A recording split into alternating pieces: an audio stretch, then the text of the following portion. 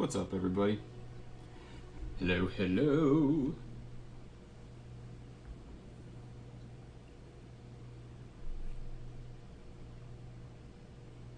Hope everybody had a good Christmas. Mine was good, pretty chill, nothing crazy.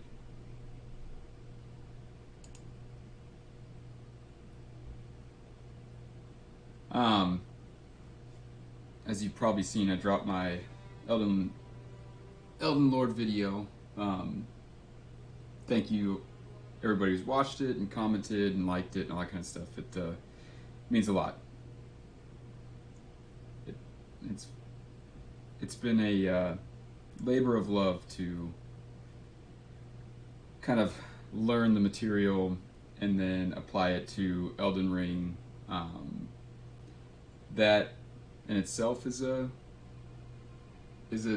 tall enough task, and then to make a video about it that it can be watched and appreciated by the masses is another layer of complexity. So, but I enjoy doing it.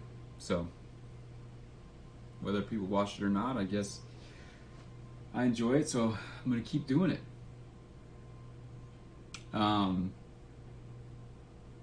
I teased in the end of that kind of the next big lore video that will come, but I have a couple smaller ones I'm going to do in between there. One is I need to remake my first one.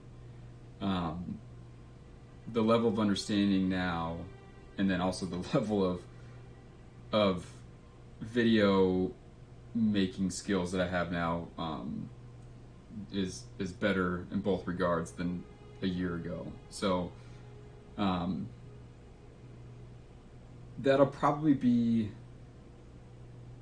I'm either going to do that one, or I want to do one about nighttime and what it means psychologically for the game. Everybody watching today knows kind of my ideas and thought process on it, but essentially, I think what's happening is it's just like when at nighttime for us, when we're sleeping and dreaming, the division between the conscious and unconscious gets very blurry, and I don't think it's unique to Jung. I think it's a pretty for psychoanalysis. I think dreams seem to be the unconscious coming to life. It's kind of how your unconscious speaks to you in real life, and that happens while you're dreaming. And I don't think it's any coincidence that at nighttime there's certain events that deal with specifically kind of the dream shadow realm of the lands between, where it's all about death and darkness and the things that America kind of chopped away from her psyche and put in her shadow. So I think honestly it's probably a little bit of a taste of what the Shadow of the Erd Tree will be like. I wouldn't be surprised if those more death-related characters are kind of the main characters in the DLC, because I'm getting the sense that bleeding of these two realms is what is occurring. So, but that video will probably be like a 10-15 minute video max, because that doesn't take a giant explanation of what dreams are. Like, the thing that I'm having trouble with right now is that depth psychology isn't a well-versed or well-known subject to the masses. So I'm having to first explain the concept in a meaningful way, and then explain how it attaches to the story, and that's really the hardest part. And it's much easier to do it in this kind of medium, right? Where like it's just I'm able to talk about it live and give a more specific example to individuals that are struggling with connecting it. Where like when you put out a video, it's like, well, here is my explanation of it, but that might not resonate with some people. So that's why I think the night, kind of cower in the night, fear the night one will be a much easier one to convey, because dreams and what people see in their dreams and the meaning behind it in a psychological standpoint is it's almost an innate thing. Like I think it's a very well understood human thing. So, but anyways, those are kind of my next two big ones: the remaking of my first one and just adding kind of the new evidence and findings and things like that. Because a year has gone by and a lot of information from my end makes a lot more sense and yada yada yada. And then the Fear the Night one, I think, will just kind of be like a cool short one that's more for the masses probably. But I think it's a fun one to think about.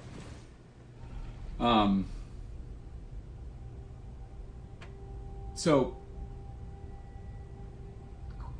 while I'm today, I want to talk about kind of the eternal cities, what they mean, in a psychological sense, the residents of them and kind of what they worship down here. But I think a really important thing is the way that we get there, this sort of elevator thing, and how it mimics the outsides of the like transporter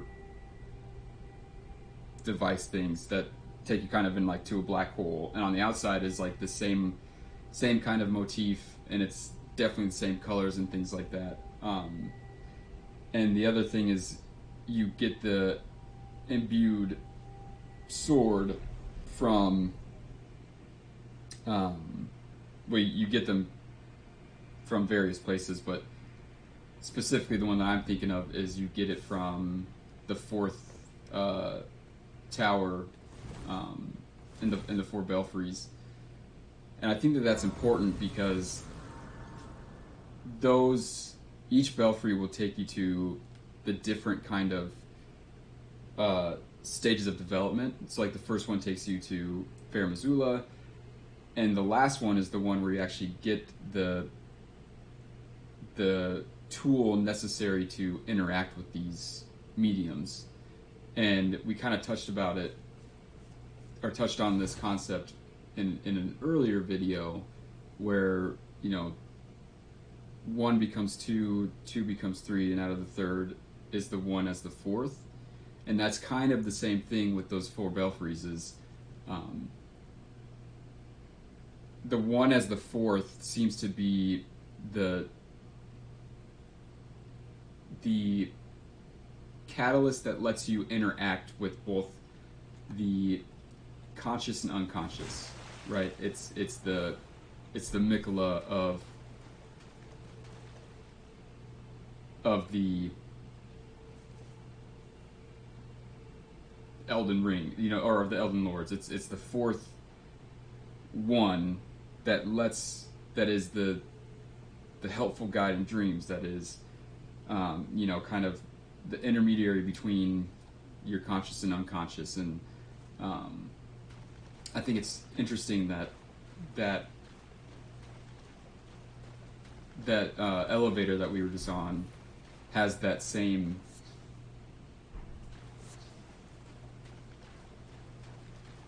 motif and the same coloring as the things that lets you interact with the other half of kind of the consciousness.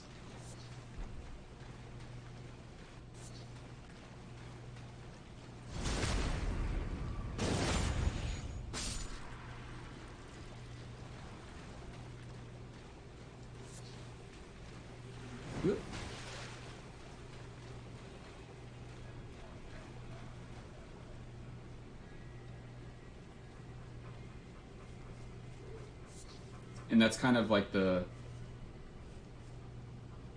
you know, in alchemy, it's the mercury. It's kind of that substance that is fluid, but it's also it's also kind of its own. It's not like water where it just takes the shape of the container. It's like, you know, non-Newtonian fluid, which is incredibly important in the eyes of the alchemists, and it's kind of like the in all the alchemical symbols and different ways that they show their processes, you know, with the king and queen separating and coming together, and then, you know, all these different things. There's always the symbol of Mercury that is ever present in each of those. What's up? How's it going? Thanks for joining.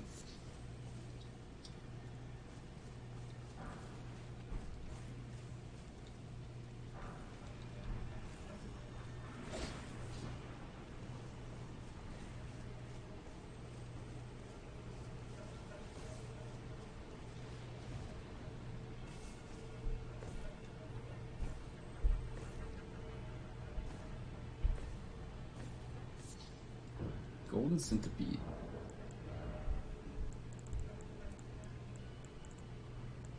It's not in this one. The golden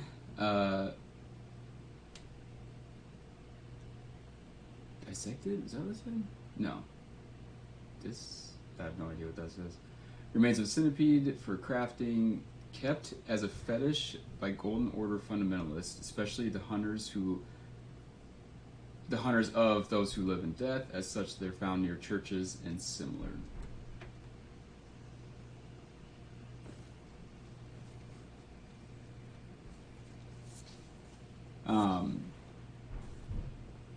Down here you get a lot of, like, dew, for example. Dew is really, really important in an alchemical sense. And it's actually called Gideon's dew, where it's like, it's kind of this life-giving I forget what like the Latin term for it is, but it's like this life-giving substance, this life-giving water that brings back things that were once dead. Let's just look at it. Herb that grows in the false night in and around the eternal city, soaked in arcane dew, it gives off the faint glow of starlight. Mushroom, it drips with viscous fluid that behaves much like oil.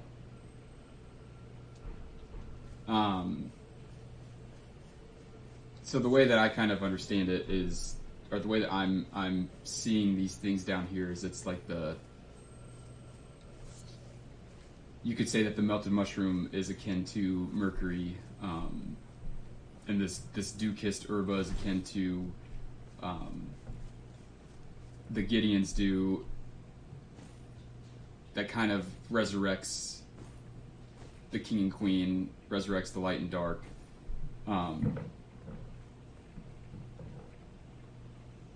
In a psychological sense, it's the thing that joins the two opposites together. It's kind of the medium that allows those two things, and from the two opposites you get, basically springs forth new life.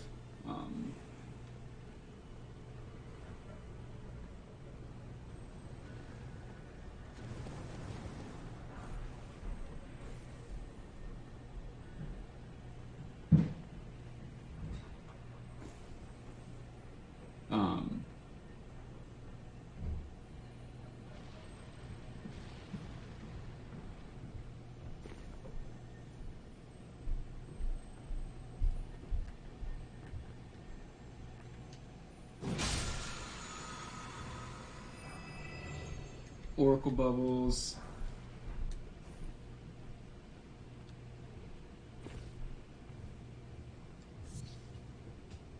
So this golden centipede is kind of kept as a fetish by golden order fundamentalists, especially the hunters who live of those who live in death. They're found near churches and similar.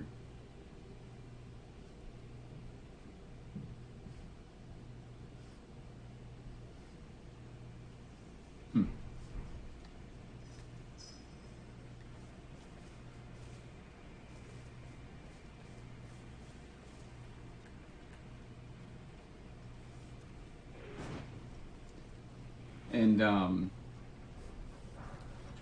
I think it's an interesting fact that these enemies are kind of like melted wax,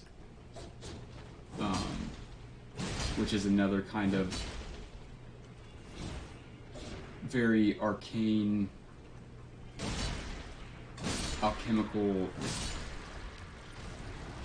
process. Where it's the coagulate. I forget the Latin. I can't do Latin terms very well, but the coagulatio is often seen as kind of this waxy thing where it brings together the two elements that are kind of rejoining.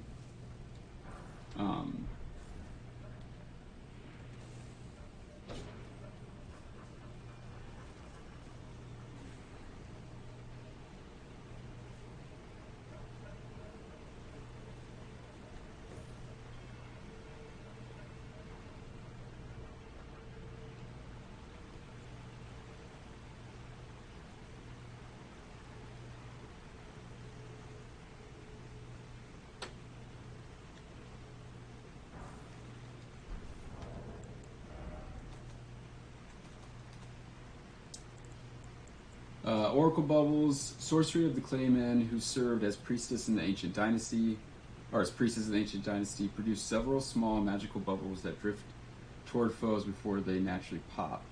Charging increases the delay. The claymen search for lost oracles within their bubbles.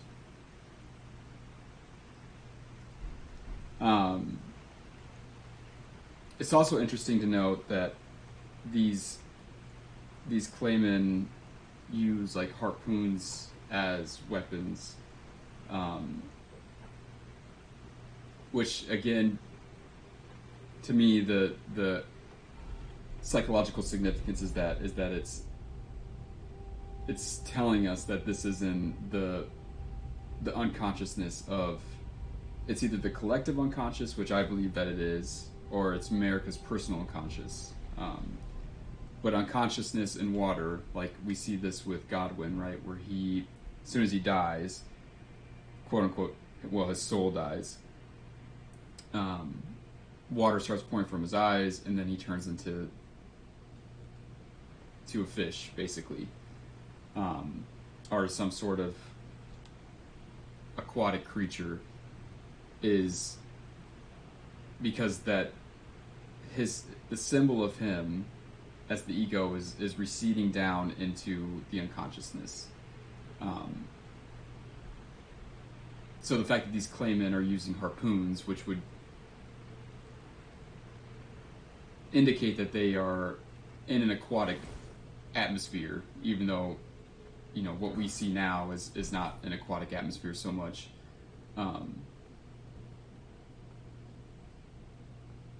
Just indicates that we are indeed in what I would consider the collective unconscious. And I consider it the collective unconscious because I think the shadow of the Erd Tree is America's unconscious. But the collective unconscious is more of anything that goes against the current status, the current zeitgeist. Which is why when, you know, down here we see animism and we see the more occult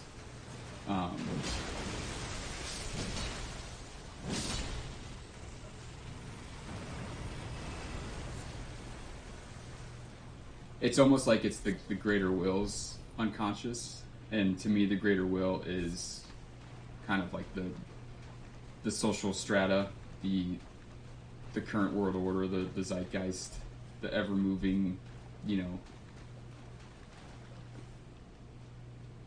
ever moving order of the world that elevates people of status and then kind of just keeps kicking down the ones who are deemed as different.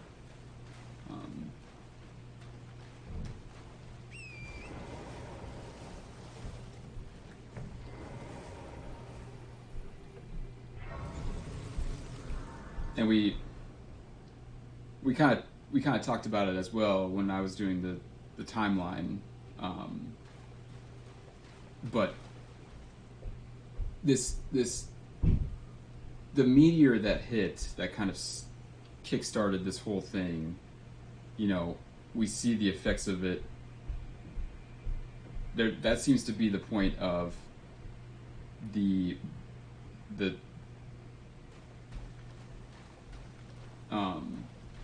sorry, I was just looking at those bubbles. That seems to be the birth of this conscious split, right? And it seems that the god of kind of the consciousness, right, is the greater will, and the god of the unconsciousness is more of the dark moon, and like in an alchemical sense, that would be like Saturn, the dark leaden moon.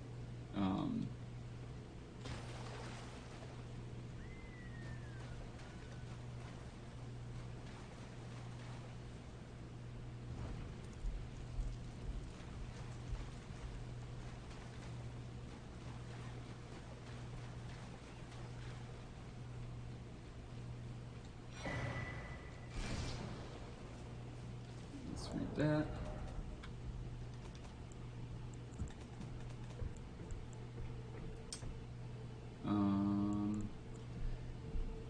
See, and it's even like, even the maps themselves are different colors. So, two great rivers flow beneath the lands between the Shiofra and Ansel. This vast region is said to be the grave of civilizations that flourished before the Ur Tree. So, that means that they flourished in the time of the Crucible, or in the time of the Great Tree, or the time of the One Great, all of which seem to be analogous to one another. But that psychologically just means that they existed before there was this egocentric fracturing of good and bad, right? Where everything was one, and there was no judgment or hatred or division of things.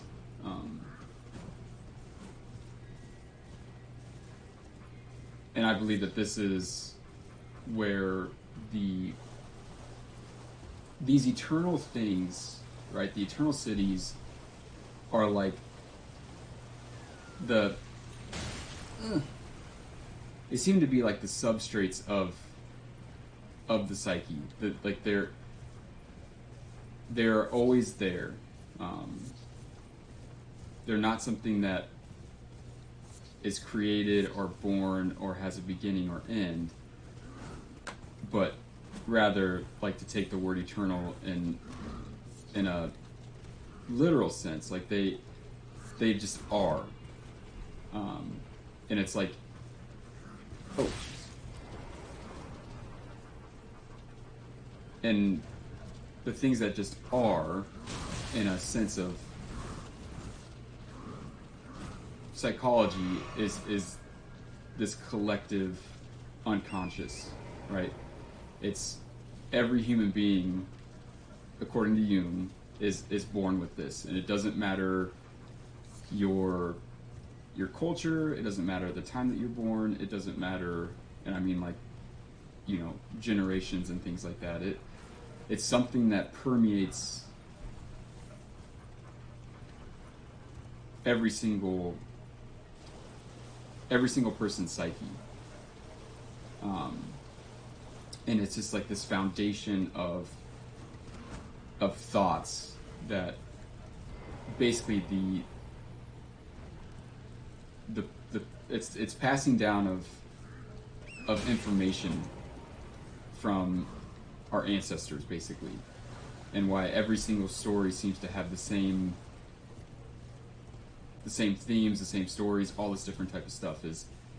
It's just where it comes from is like in this very deep, ever-present part of our psyche.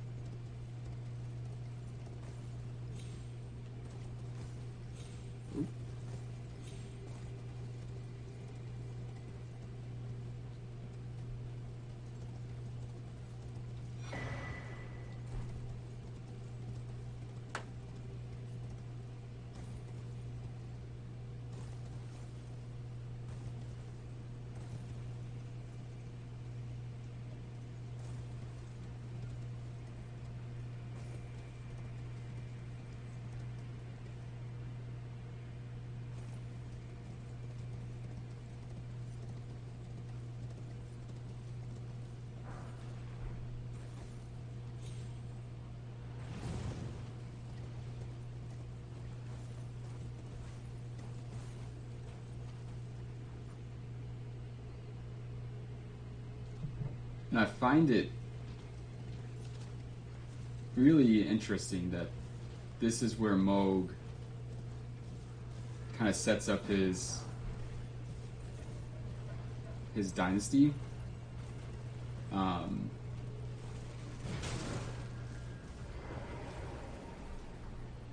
Because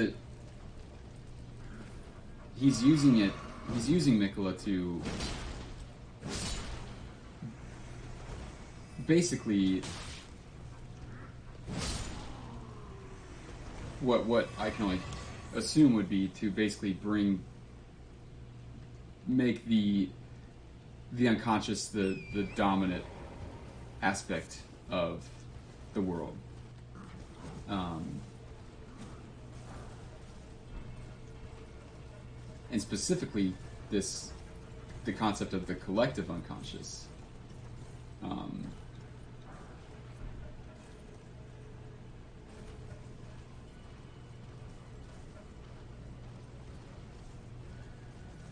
But we'll have to kind of put that together when we get there.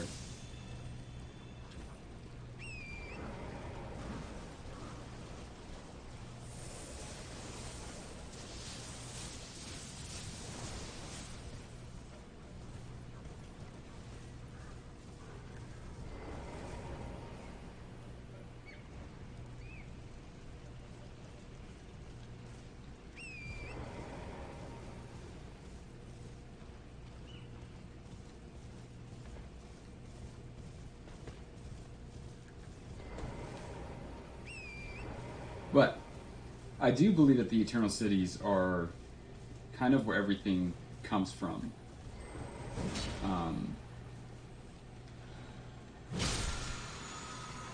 It's kind of like the very foundation of what every human psyche is built off of.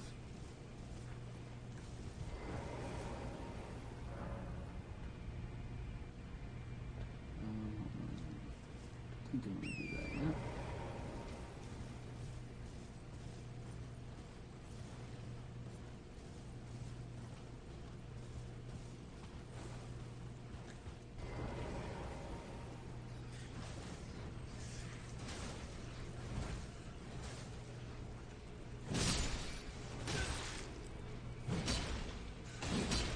Jeez.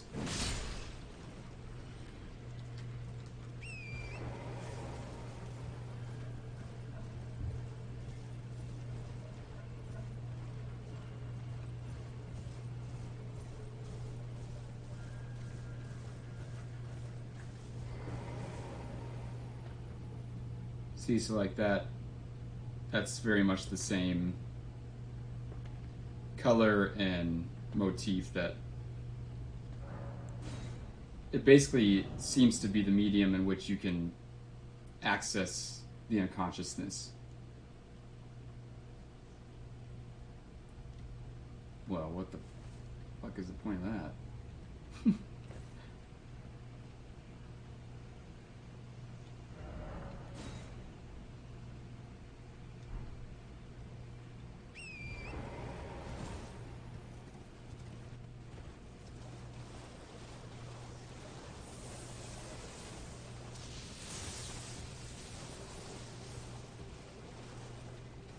And even, you know, the crag trees and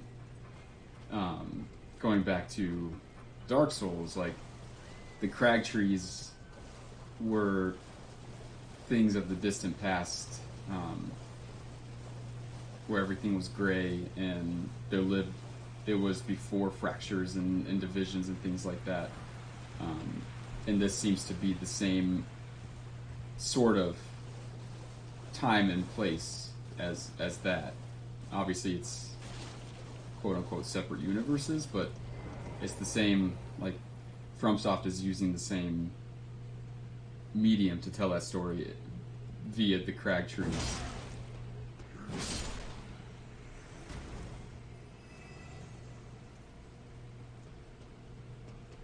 So not only are we like descending, you know, the depths of the collective unconscious, we're going through time itself while we're in the depths.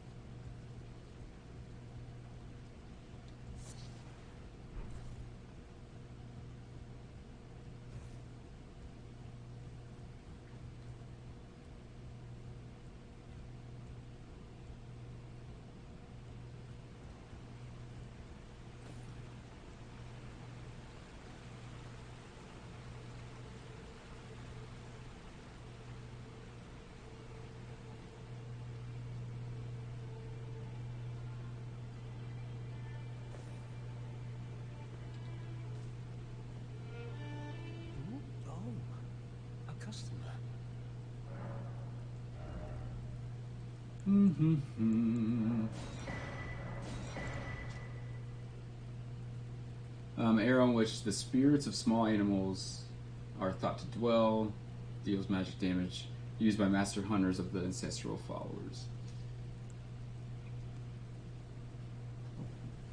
Corvic creature of mimicry known as a silver tier, as much substance of the living organism, material required, amber egg, blah blah blah blah, being born anew allows the reallocation of attributes.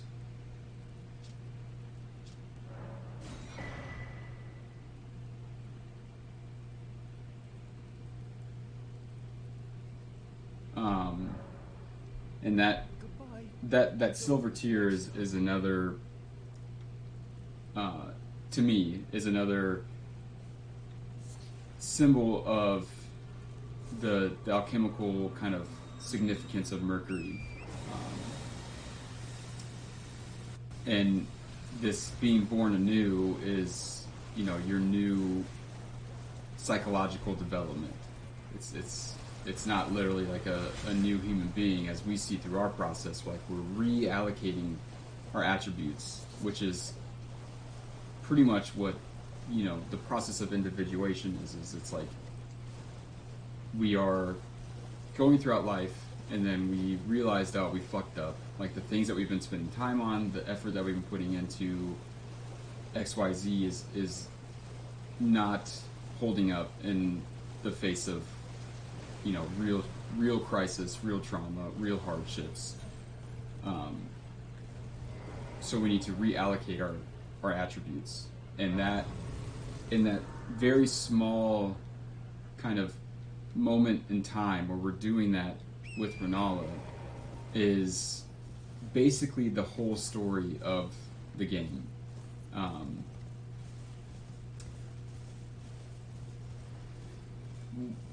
In that process, like let's just say that that process in reality takes a year to do, right? And we're just kind of sitting there with Rennala, and on the outside it looks like we're not doing anything, right? We're very stationary. We're kind of missing from the world, but what we're doing is we're going on this kind of inward journey to reallocate our thought process, and then when we come out of it, we are born anew. Now we look the same, and we have the same histories, and we have the same experiences that we did before, but we have learned through our trials that we needed to readjust how we were going about it.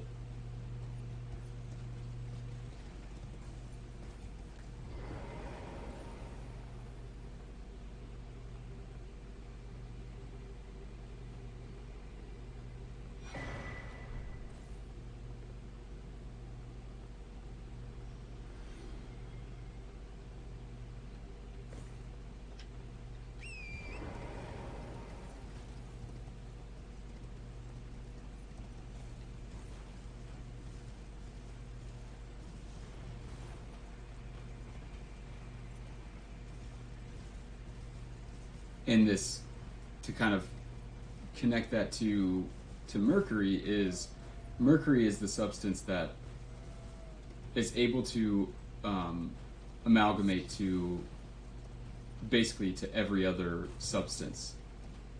It is like kind of the ultimate material that lets you connect to base materials. So it mediates between connecting two different things into one more powerful substance.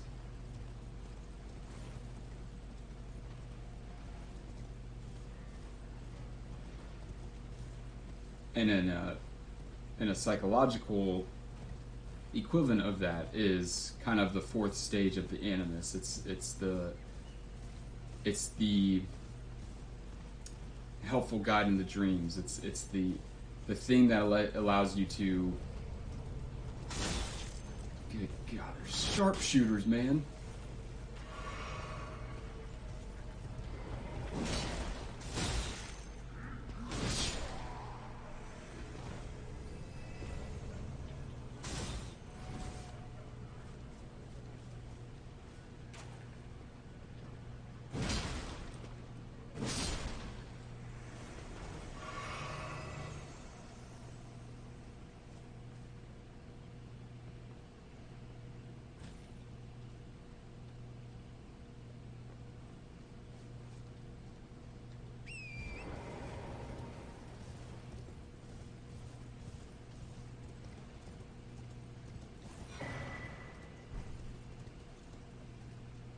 Clarifying horn charm.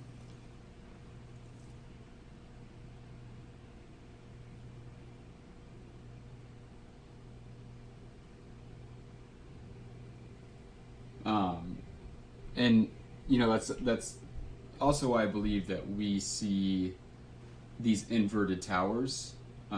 It's kind of the old adage of, as above, so below, or how Carl Jung would put it, that no tree can reach the heavens unless its roots reach down to hell. So like you're seeing this mirrored realm of the unconscious based off of how far the consciousness is progressing, and it's just kind of brought to life, I think, that way. Let's go there first, actually.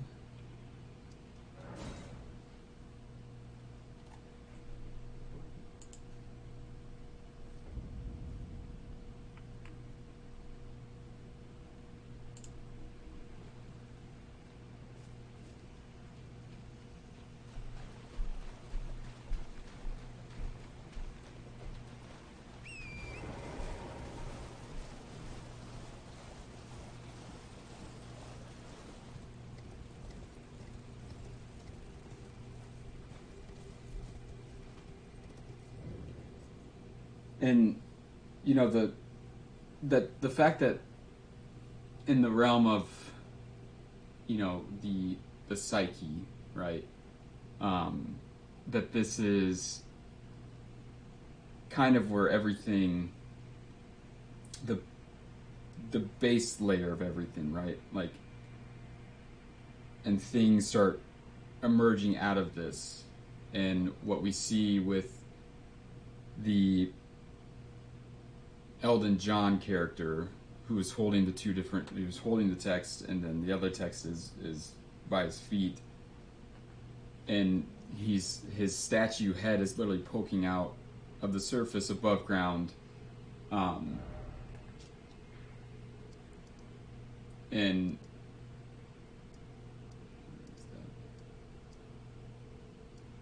somewhere over here.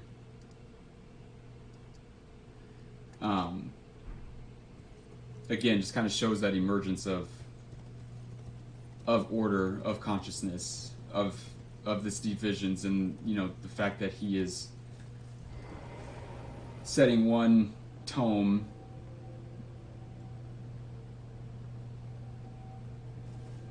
at his feet, kind of dismissing it, and then holding and clutching the other tome. It's just the progression of ego development and consciousness.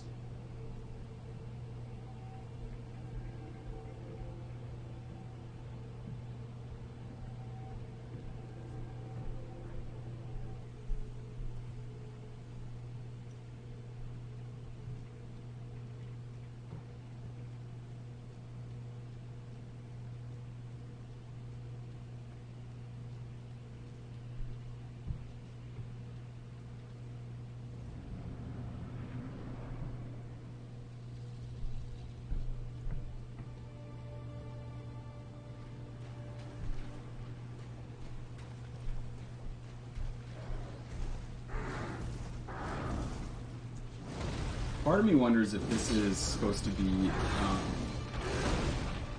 kind of the Crucible personified or brought to life. We see with the helm of the Crucible Knights, specifically the tree one, it looks very similar to this beast's horns. And then we're kind of in this cave where, there doesn't seem to be really anything else, where everything is kind of back in its very primordial base form.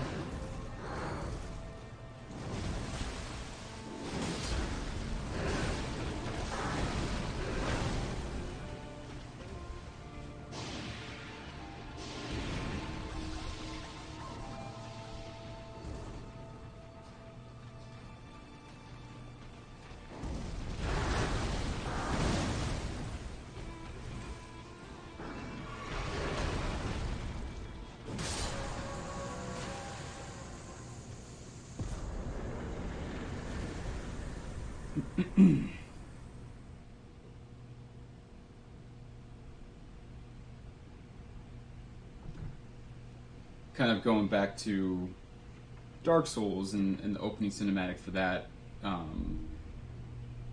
like, this very much seems to be the beginnings of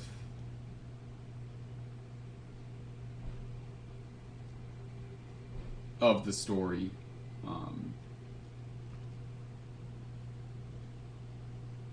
In Dark Souls, they have, this is kind of where the fire starts, and the people will find the I can't remember what they're called now, like the Lord Souls, and then also the Dark Soul, and it's kind of birthed from this kiln-like cave Scorpion Kite Shield looks like the Elden Beast. What's up, John? Thanks for joining, dude. Let me take a peek. Do I have that one? Scorpion Kite Shield. I don't think I have that one right now. I'm sure that I do in another character though.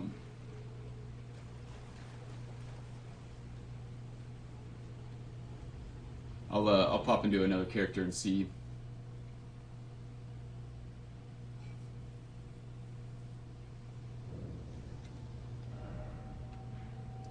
Actually, I kind of wonder where are you at in this?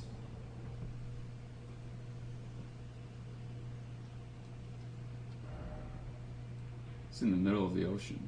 Interesting.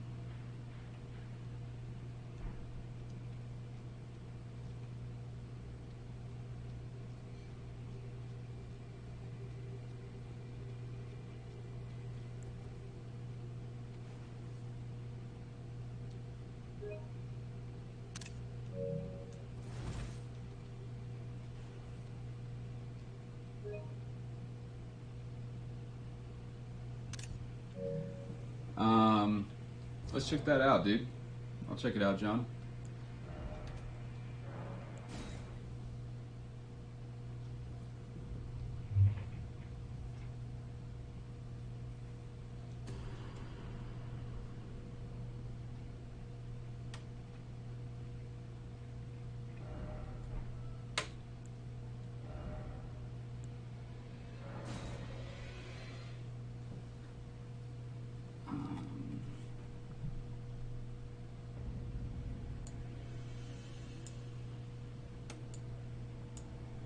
I think they look a lot alike. I wonder if it's a subtle hint, seeing as the god of Rot is a scorpion, that perhaps the outer gods are all aspects of one god, aka the Elden Beast.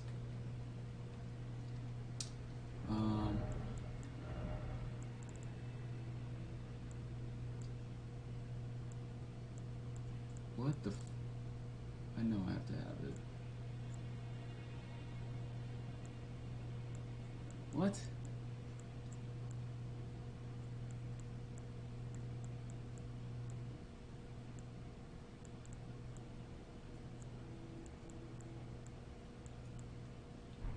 Apparently this character doesn't have it.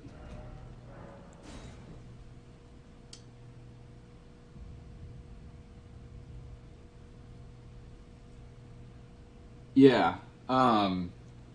It would go with your theme of all the demigods being shards of America.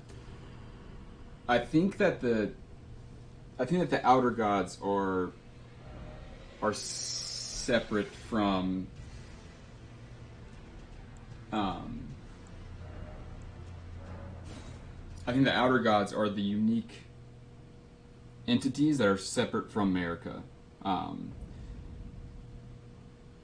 I did a kind of a live stream of the outer gods, and so in the context of human psychology with respect to Jung, we all have our inner god, which is the concept of the self, capital S, which is like within us, within the self, like that is everything. It holds the totality of... Okay. Apparently I don't have it.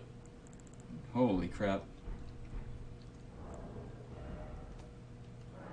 It holds within itself all the aspects of who we are. So our shadow, our ego, our anima, our animus, all those different things that make us who we actually are. And like you see this progression happen with Melina, where like she is very much that person. She's the inner god of America. She is the self. And her being detached and unaware. Soul by Merchant on the Broken Bridge in the Altus Plateau. Thank you.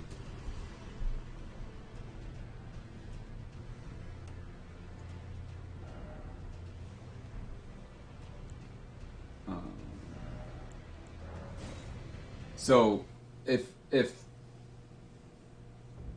that's our inner self, then anything that we are not living by in that aspect is an outer god. So,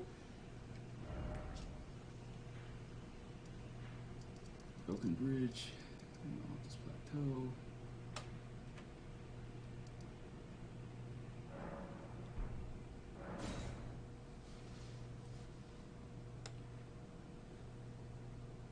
So it's almost like it's so outer gods are almost like a neurologic, a mental pathology or a neurosis or a psychosis type of thing, where it's something outside of our self is directing us through life.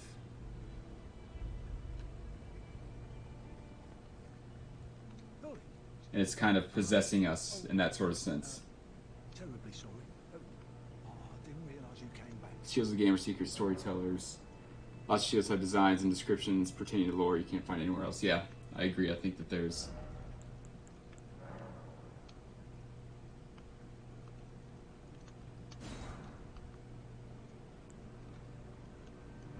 I must apologise. I'm afraid I've been...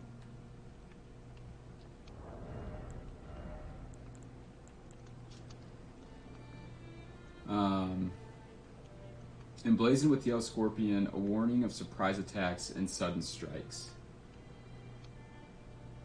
I could see how you can get the Elven Beast out of there. Like its tail would be the neck and the head.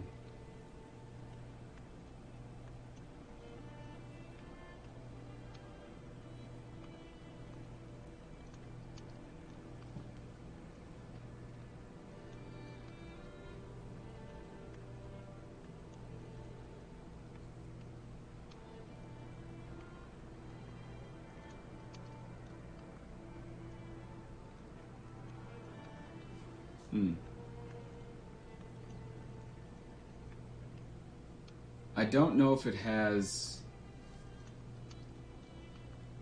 I don't know that it means that each outer god comes from the Elden Beast.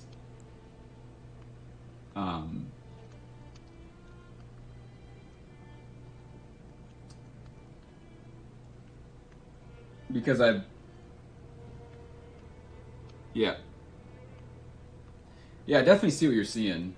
I can make the connection visually. And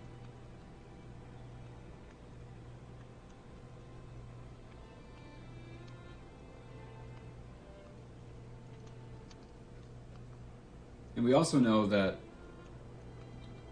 the scorpion is the symbol of the assassins. And the assassins are kind of... They seem to come from the Round Table Hold.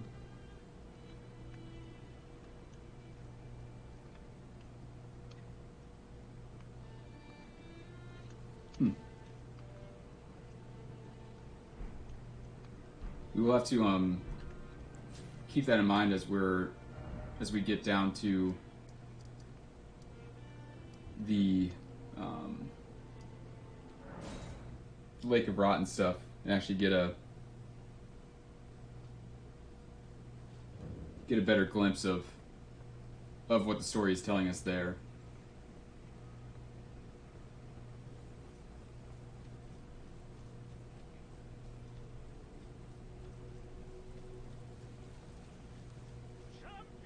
So why else would The head of the scorpion on the shield be shaped like a star?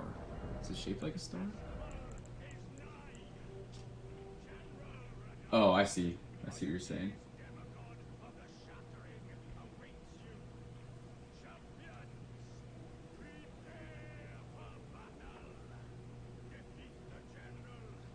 I don't necessarily get star from that.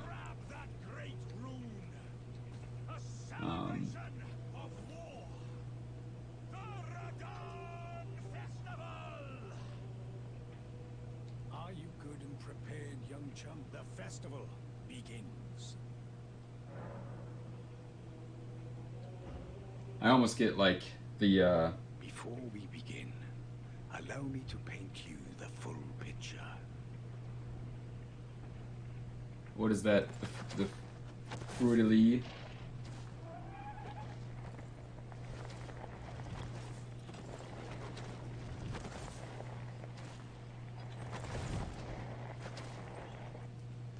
But now, oh, just tell him.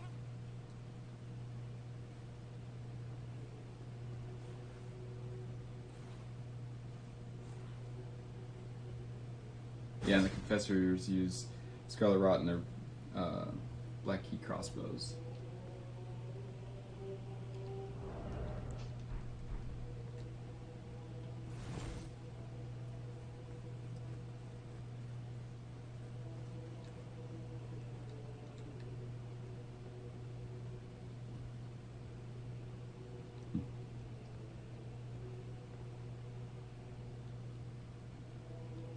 Oop.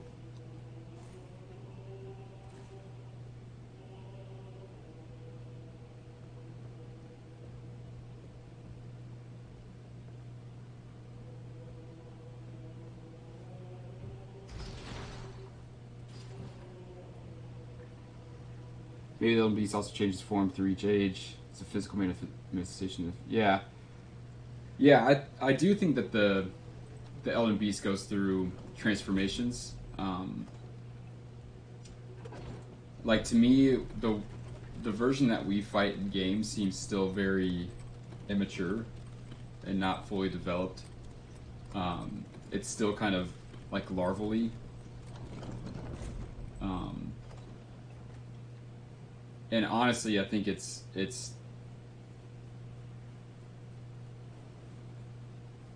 like, it seems that its full kind of final version is akin to like Placidusix. Very dragon-like in nature, and kind of going back to Melina and the inner god. This aspect of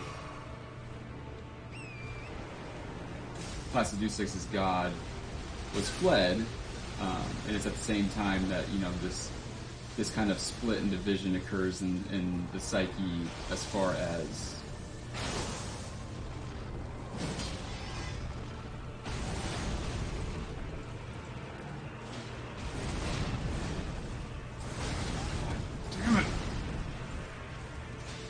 as order and chaos, as consciousness and unconsciousness, as the ego and shadow. So the one God being the self, which everybody is born as, right? As a child, we are that inner God because we are our true authentic self, and as life progresses, that very much changes, and I believe that going back to that, right, is the ultimate goal, and that is very much what the Elden Beast seems to be getting back to. But the Elden Beast is just it's the combination of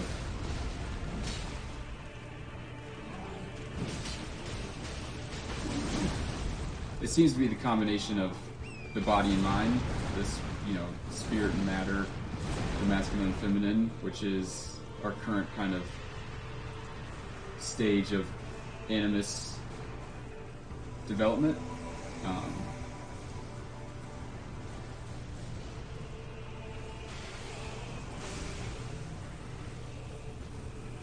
And we still have one more stage to go. And I believe that whenever Miquella is finally able to do whatever he is supposed to do, the Elden Beast will be kind of a much more finished product that looks similar to Placidusix.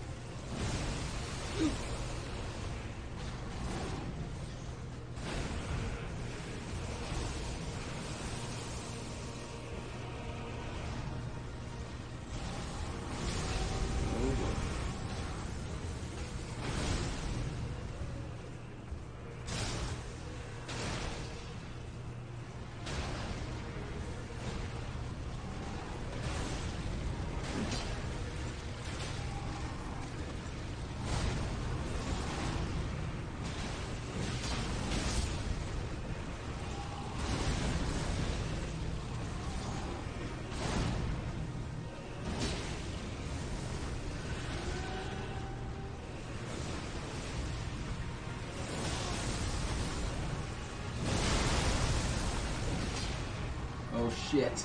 No! Fucker. Also, the enemies we fight seem as infant forms. You have death birds, skulls are shaped like newborn birds. Yep, in fact, they're incredibly small compared to a lot of other animal type enemies. Yeah, and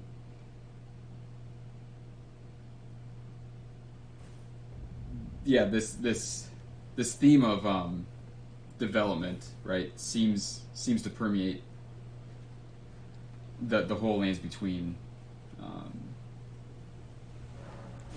Like we're not quite fully developed. We're still kind of in our larval phase, and you know, one thing that you could think of America inside the Erd Tree is, you know, a caterpillar in a cocoon.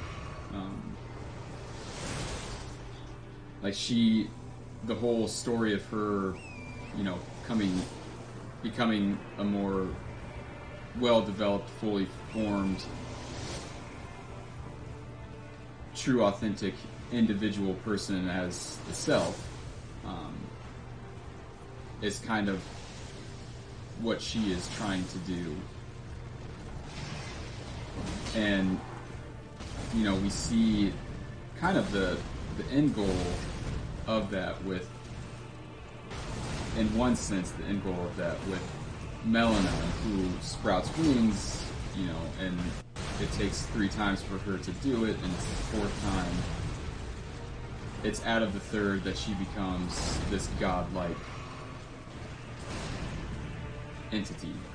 And, you know, it's very much America coming out of that cocoon, but the only problem is that she's coming out of it from an outer god perspective.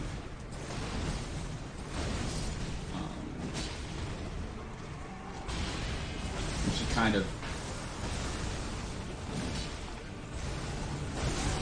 she didn't do it on her own authentic way.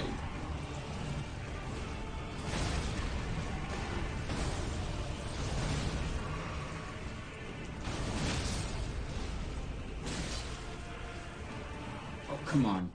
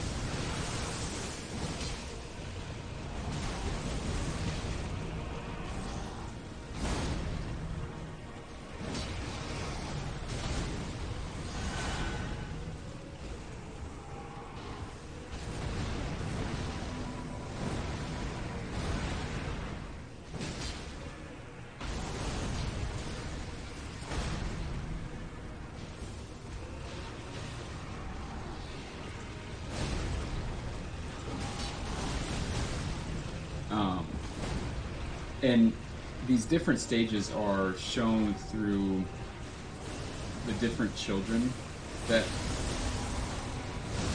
America, oh my dear God, that America has with her different counterpart. Each one seems to be the concept of ego, shadow, and kind of the self, where, like in her first set of children, Godwyn is the ego, Mohg is the shadow, and then Morgott is this kind of intermediary between the two, where he's still in the capital and trying to do what the ego wants it to do, but he's still an omen. Like, he's holding both of these concepts true. And in each of these stories as told through the children, each iteration, the ego has to die. So, like, I'm fighting right now is the ego of Rennala and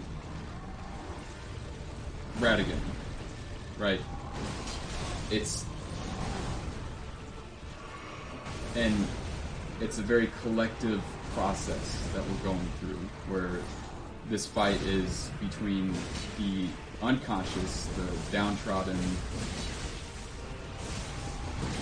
and it's against this massive, most powerful thing in the psyche, which is the ego. And you see that play out with Godwin too, where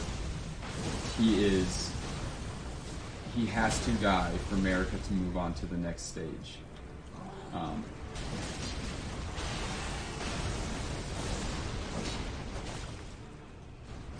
And each of those stories being told is about how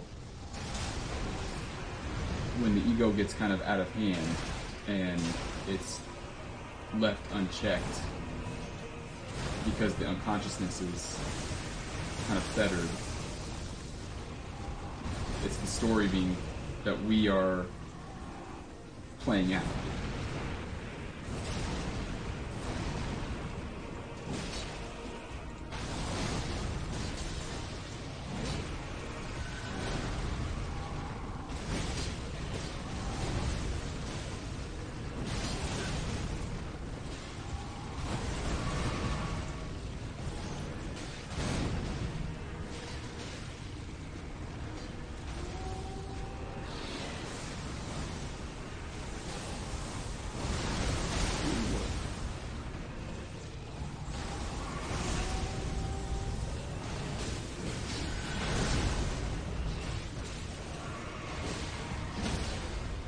Oh.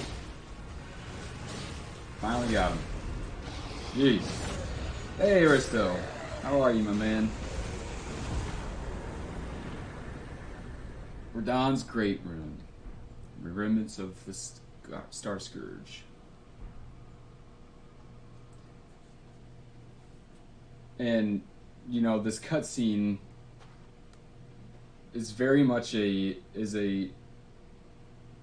yeah. This cutscene is very much a metaphor for the third stage of development, where there is this inward look, this inward journey that happens, where people kind of crack open their psyche and decide to journey into their unconsciousness and really get a better idea of exactly who they are. Now you can see the moon and moving stars too. Sky will turn back red later.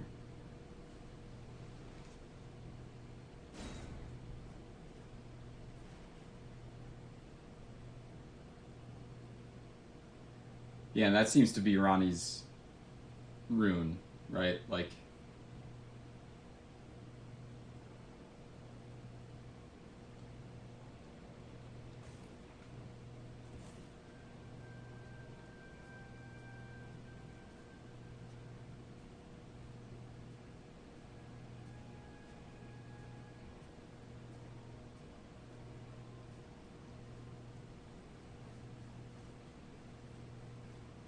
you know, this kind of brings the whole false sky thing that we automatically assumed for the eternal cities. Like, if Radahn was holding all this back, then really everything up until Radahn is underneath a false night sky. Oh, I didn't notice they were moving.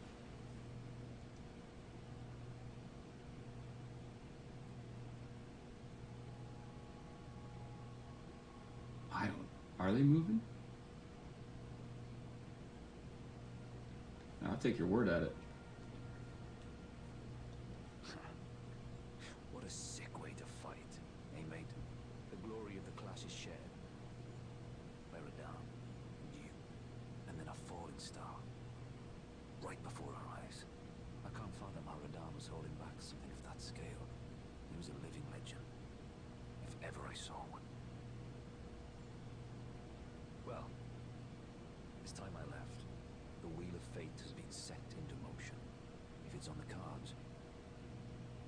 glad to meet again. You are a fine warrior. Huh. If it's on the cards, you are a fun.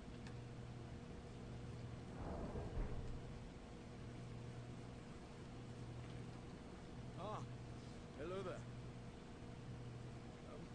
It was a battle marvelously fought. You are well and truly a champion, friend. I, on the other hand, am nothing but a crock. One hit was all it took to crack me, and for my insides to come spilling out.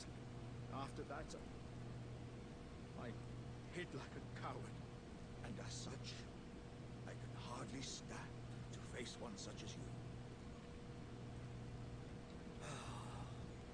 But don't you think I've given up just yet. As luck would have it, there's a veritable mountain of warriors' bodies right here. If I can just squeeze this bunch down inside me, I'll be a mighty warrior again in no time. And you know, the bodies found here are exceedingly fine. Who could expect any less from the very warriors who fought in the shattering, the greatest of all wars? Just you wait and see, friend. I'll grow even stronger. Just you wait when next we meet. The bodies found. Who could expect any less from them? Just you wait.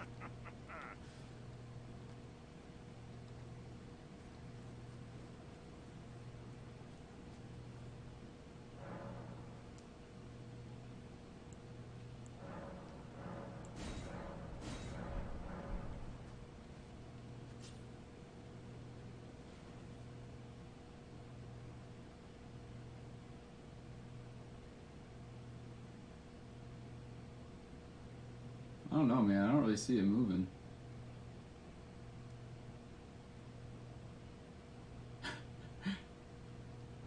Could be wrong. Alright, let's read Radon's. Here in the Erdtree, the Red Lion General wielded gravitational powers which he learned in Celia during his younger days. Also, he would never have to abandon his beloved but scrawny steed.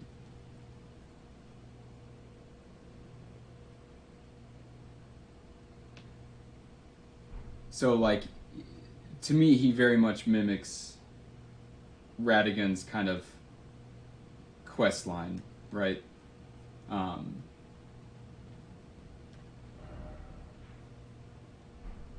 Where he is learning these new traits of his. He's developing further along, but he's doing it because he doesn't want anything to change. And that's very much what we see with Radagon, where with Rennala, he's very much developing new traits, right? Like, he's broadening his horizons, but he's doing it so that way nothing changes. But change is life, and you have to have change in order to progress and to transform and all these different things.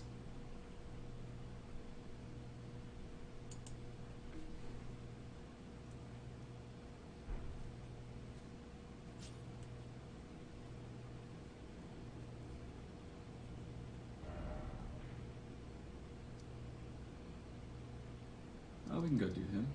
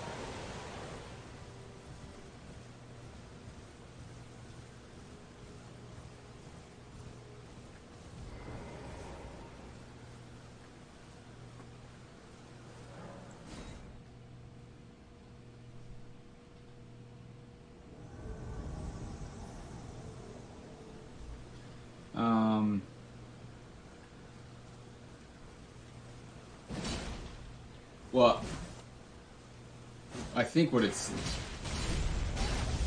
Holy shit. Did you get nerfed, dude? Or buffed, I mean?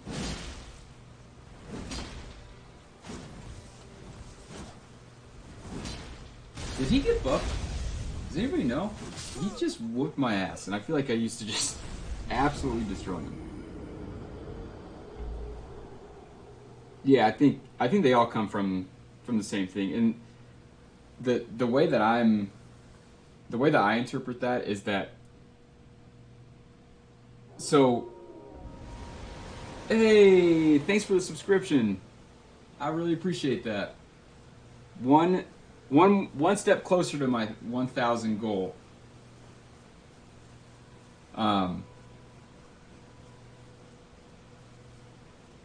Yeah, like, Jesus. So basically, like, so if we look at the progression of America, in her early stage of development, right, she is very, very divisive. Yeah, 460 to go, we're almost there. And she thinks that the only thing that she needs is she's very one-sided, and we see that with her braid, we see that with the archery, we see that with incantations, we see that everywhere, and we see that in this early stage she banishes basically everything that isn't in that small list underground into the unconsciousness. And then it seems that as she develops, she realizes that she needs at least a very small portion of this unconsciousness in order to continue developing her psyche and, you know, progress basically her power, her dominance. And I believe that is Celia, right? And Celia in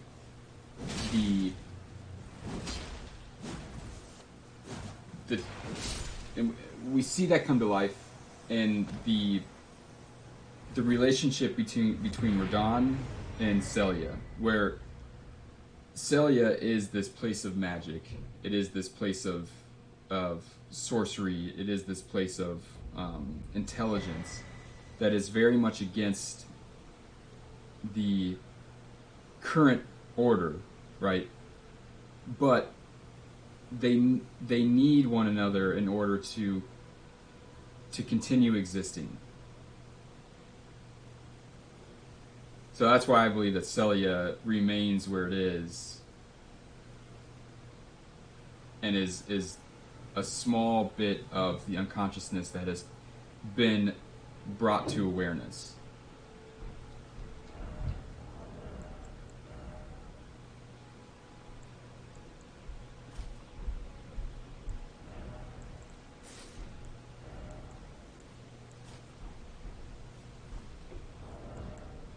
Let's see.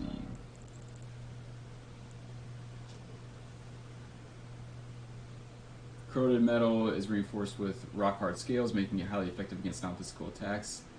Istvan is one of the few wisdom tarnished to survive to this day.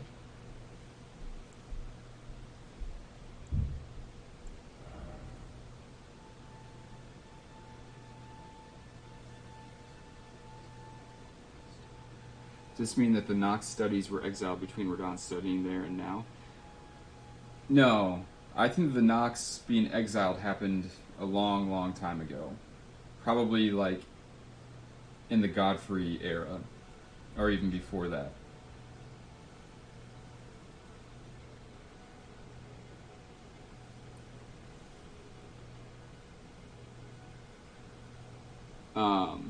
So I believe the Nox and basically everything that is associated with the Dark Moon, everything associated with intelligence and sorceries and scientific inquiry, all that kind of stuff seems to get banished to underground really, really early on in the Erdtree kind of era.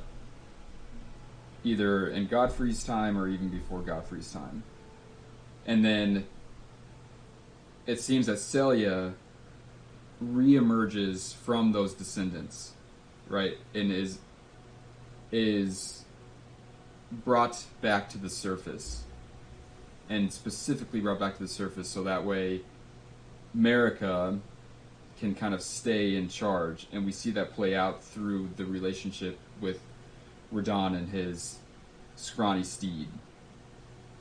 It's like in order for you to stay fixed in your position, you have to you kind of have to do something you don't want to do. You have to bring awareness part of your psyche that is in the unconscious. And the reason would be the betrayal of the Black Knight assassins. I don't know what you mean by that, Aristo. Like the reason that they got banished in the first place?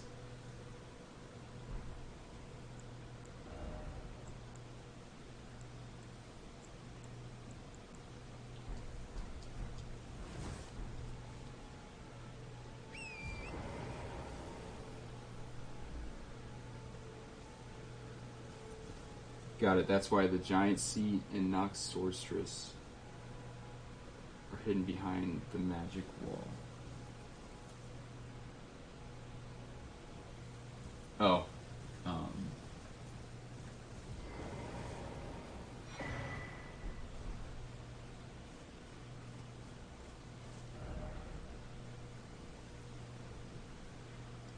Let's just go check it out, huh?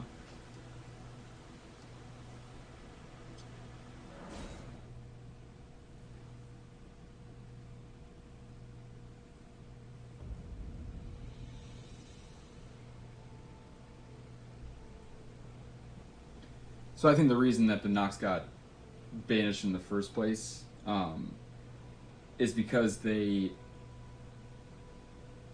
scientific progression. And I've said this before, but scientific progression seems to put God, quote unquote God, in a smaller and smaller box. The more that we are able to figure out and attribute to science rather than the kind of the mysteries of God. It's very much the same story of the Illuminati that we talked about before, but that's why I believe that they were banished in the first place. Incilium Magic Wall hides Giant Seed and Sorceress from Nox. Oh! I'll have to, I'll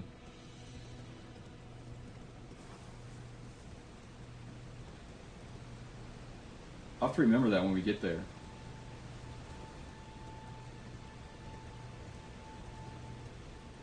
Oh, God.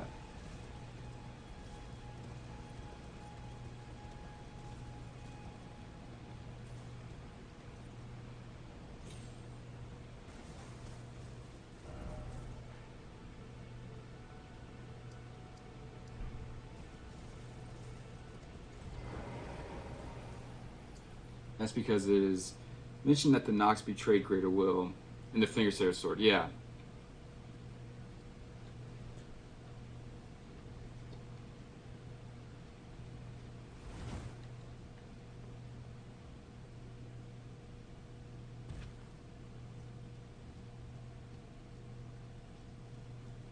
And it's like it's kind of like Gideon. It's like the story of Gideon is that he seems to have once been very much persuaded by the two fingers and the greater will. And the more and more that he learns, it seems that he recognizes the fact that this is actually just a sham. Like, the greater will and the two fingers are no longer kind of a necessary thing. And that is just through his, sheer development of his knowledge that is kind of brought to life, or that is realized.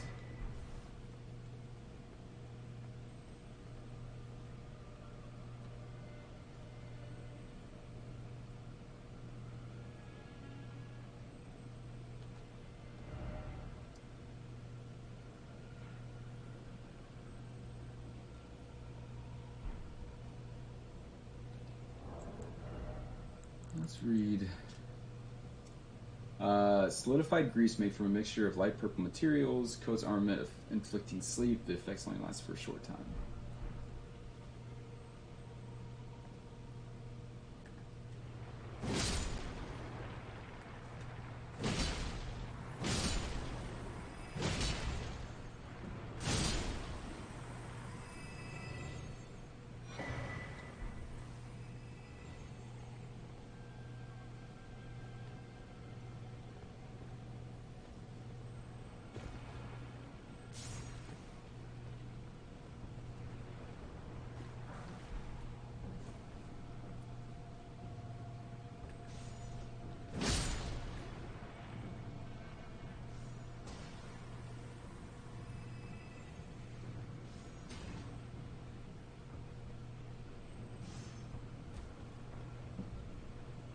Yeah, I got the ghost torch.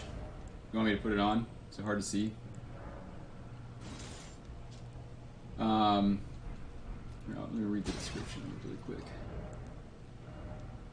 Metal torch that burns with cold ghost flame. Tool of the fallen hawks who prowl the underground rivers. When the band's last embers were used up in their long search, they began to burn the bones of their fellows, acquiring the cold ghost flame, but sealing their fate as dwellers of the underground for all eternity. Oh, hello. Oh, I can't even.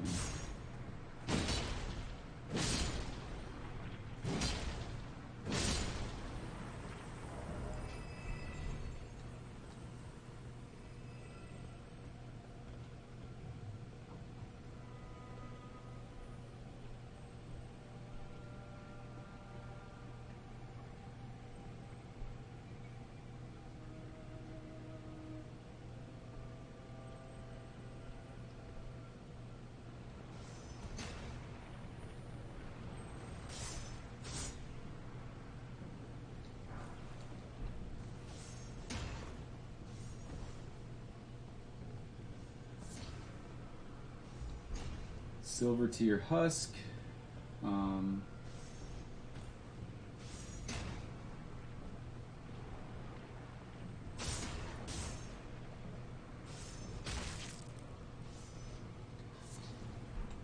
Mason butterfly.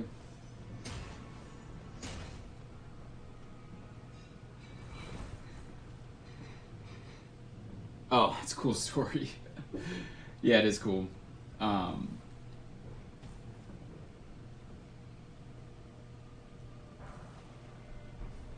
To me, when I read that, let me get to a spot over here.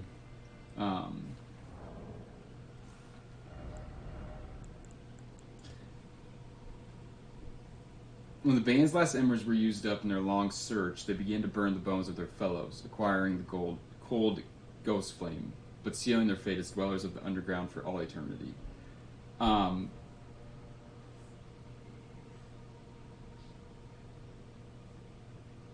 Like when I read that, it to me like what it's very much a story of devolution, of de-evolution, where it's like they kind of in this crisis, right? They started to turn to this like very chaotic, more archaic kind of form of burning their people, and that basically sealed their fate for them, that they have crossed this threshold of kind of living in the shadow, if you will.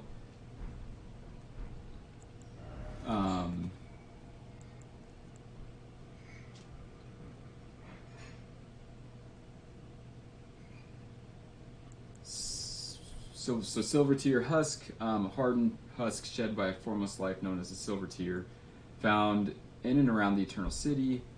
Silver tear makes mockery of life, reborn again and again into imitation. Perhaps one day it will be reborn a lord.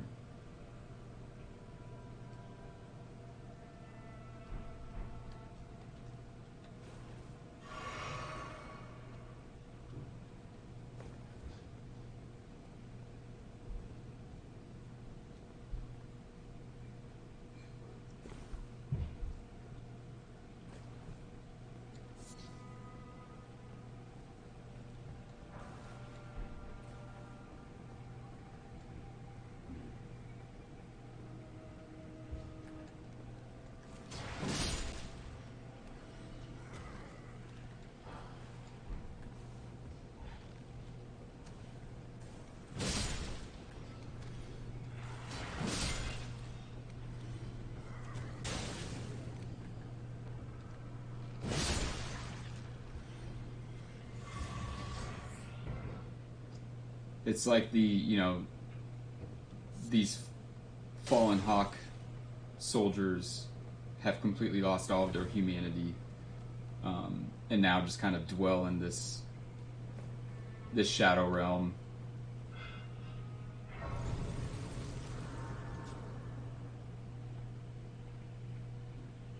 Oh, that could be the larval tier.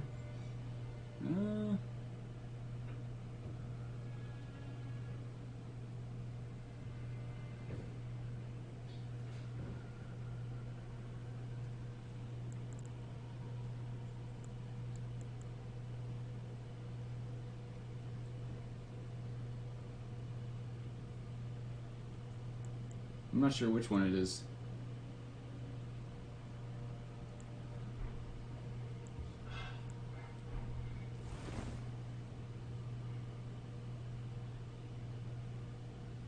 Mentions the Nox to create a lord of their own.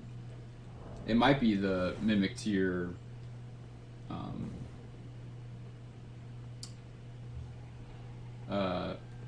spirit ash thing.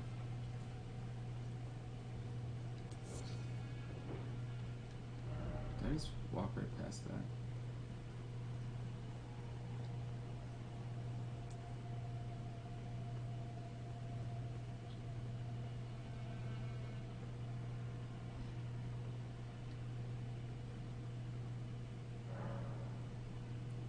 Gotcha. You're telling me, dude. You're telling me.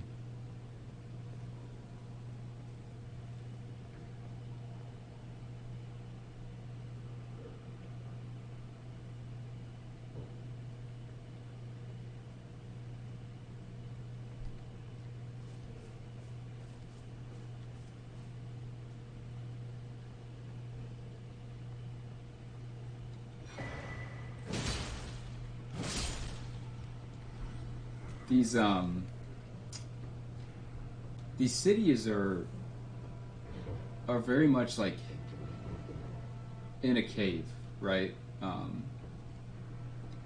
I kind of wonder.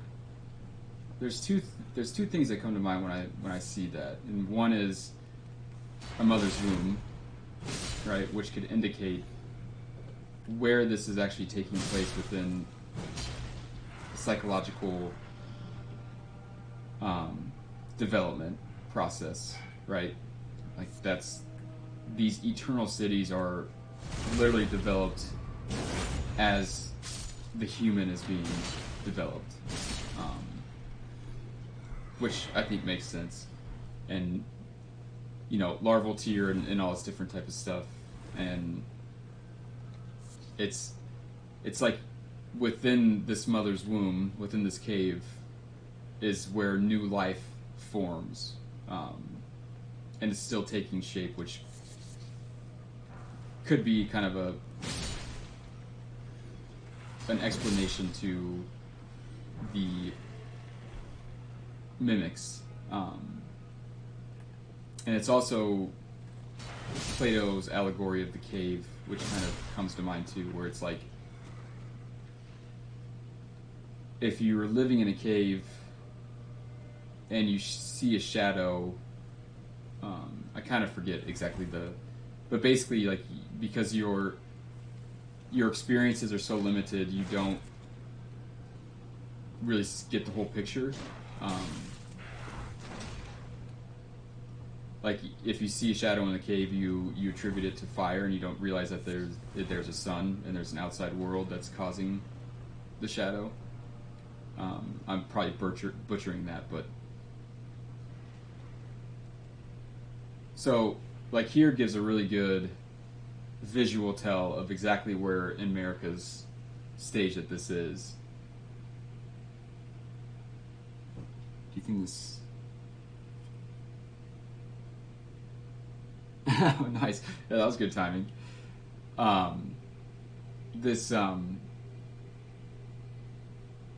This braid being on one side of America's head, and we see it progress throughout, right? Like, we see this go from one braid to 1.5 braids to what I can only assume post us is,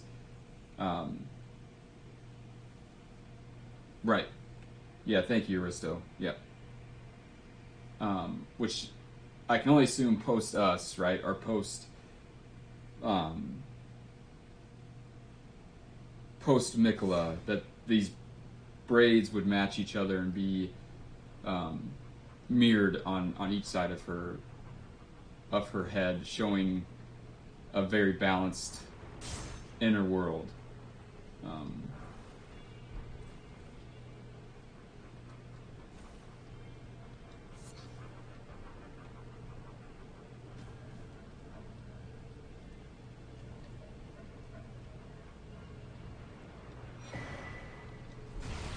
Hey.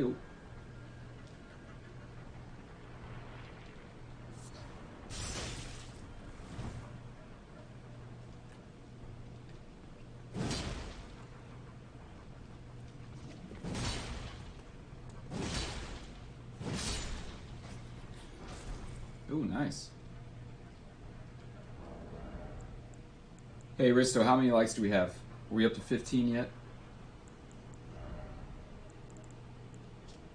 Nox Swordstress armor.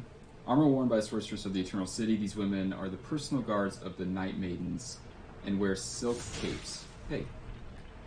Hey.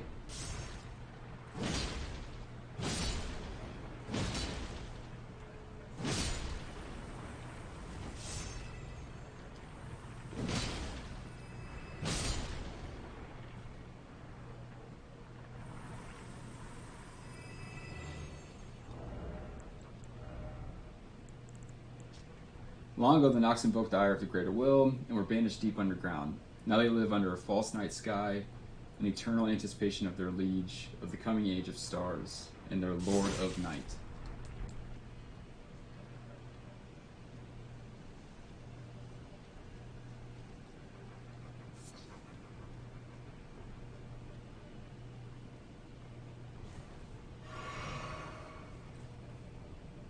Hey, there you go.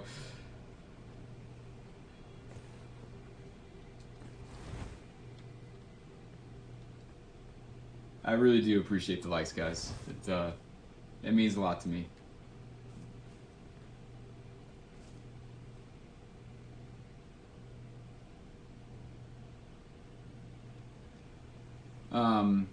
I don't know if he's still on here or not. If John is still on here, he's talking about the Scorpion kite shield, and to me, the head looks more like that, like the I'm gonna say this wrong, but the fruit-de-lis, which I'd have to look up the meaning of it, but hey, thanks, I got it.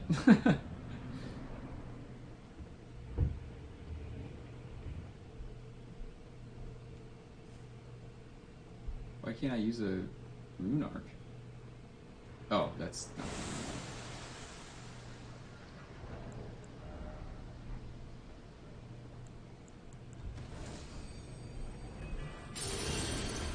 got it.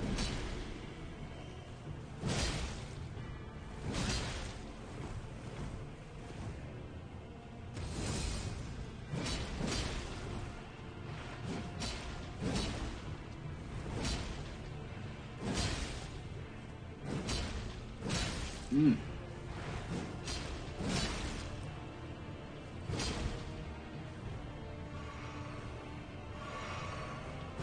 What?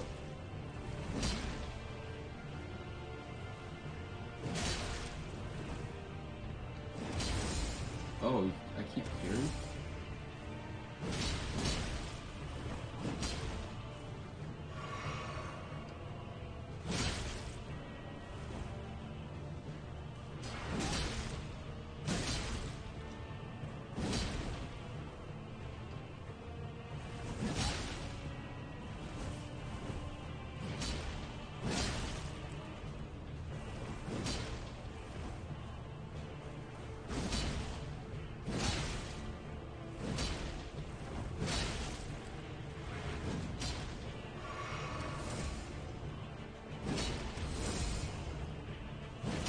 Oh, come on.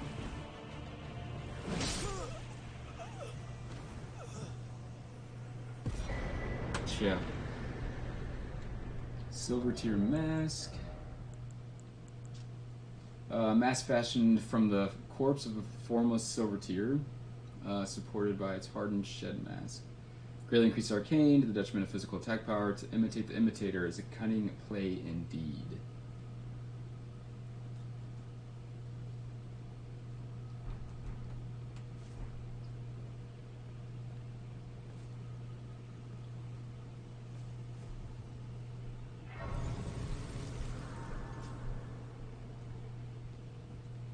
I thought that's where you got the mimic tier ash. No?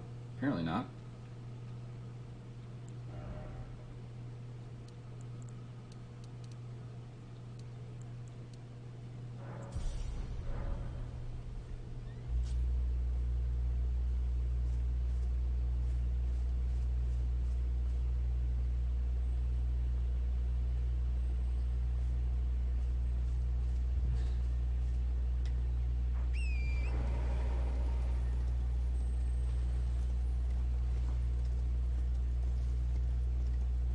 Oh, in the church later. Gotcha.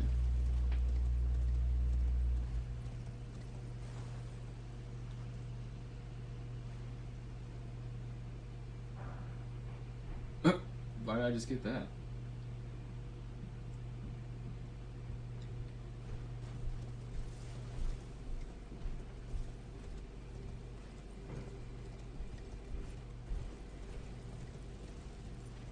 Gotcha.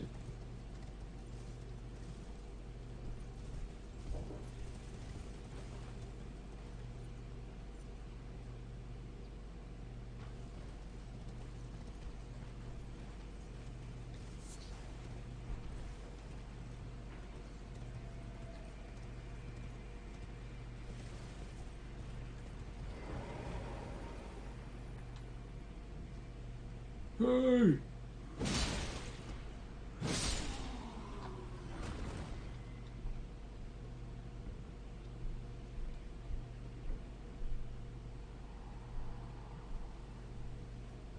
Lord of Blood, your eminence. I beg you grant me a seat at the table of your dynasty. Long live the Mogh dynasty.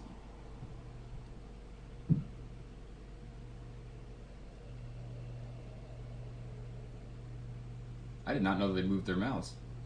Huh.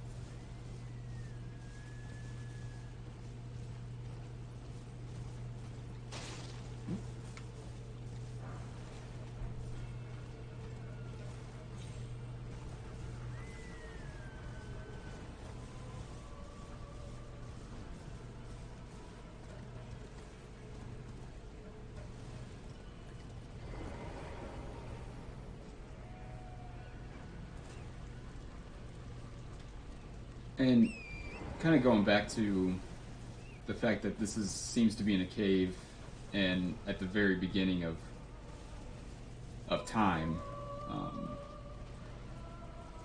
kind of as evidenced by the crag trees and the ancestral spirits and all this different type of stuff. It would make sense that it was both, the cave symbolized both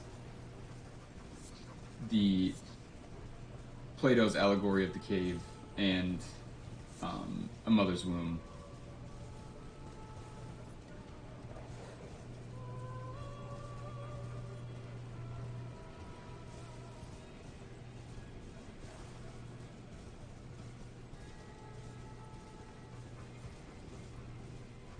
And then we also find the infant's head in here.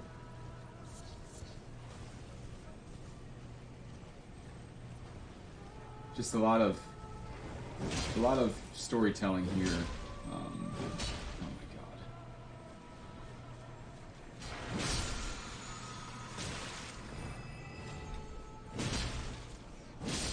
Just in regards to,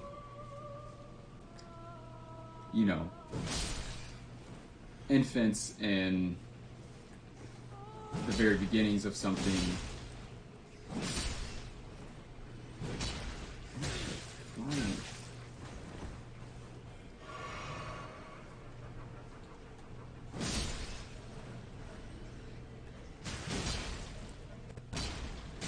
Where the heck are you guys coming from?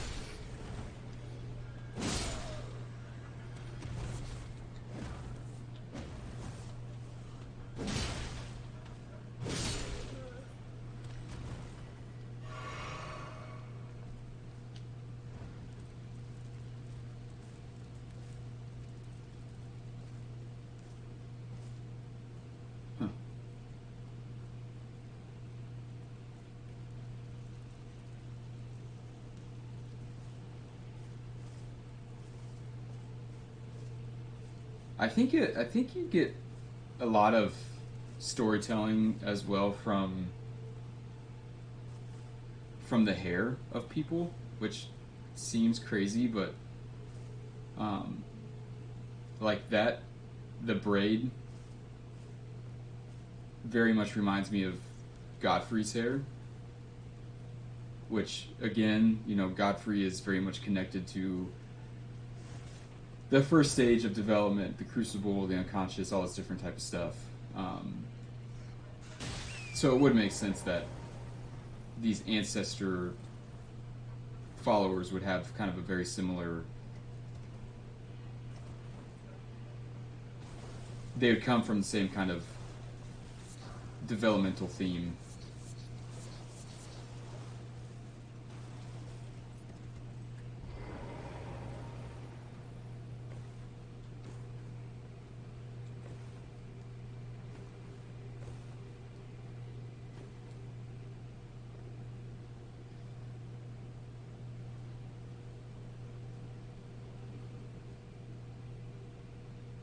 And like out there very much looks like where you fight the Elden Beast.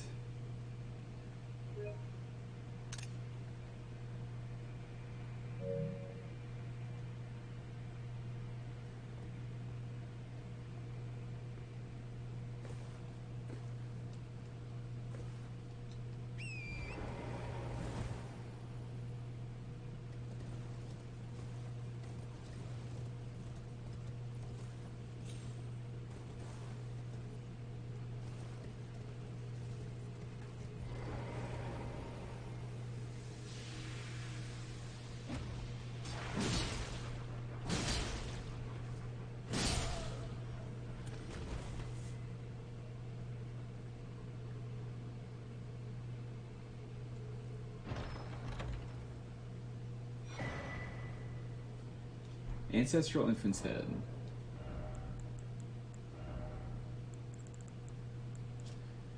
Skull of a very young ancestral spirit. Just think how many sproutings it might bear.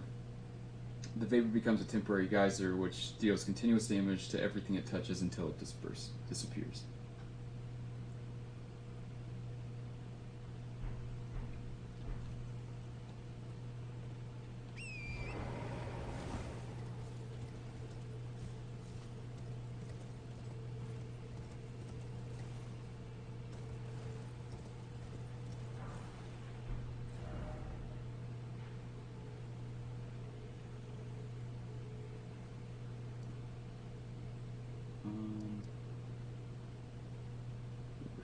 wounds. I think that's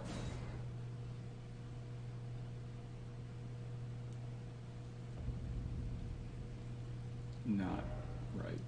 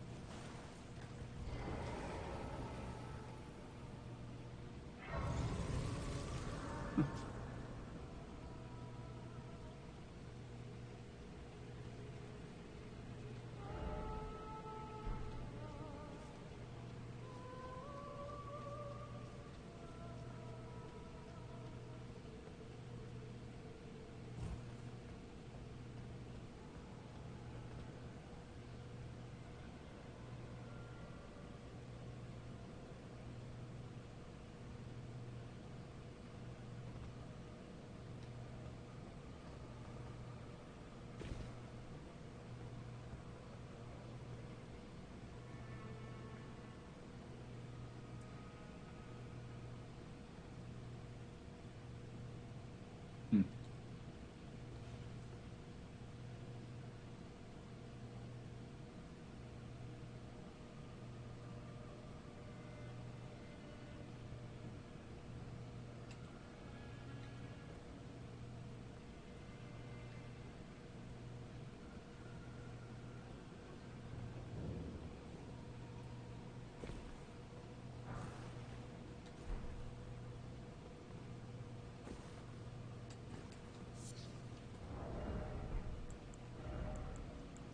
Rejuvenating boluses.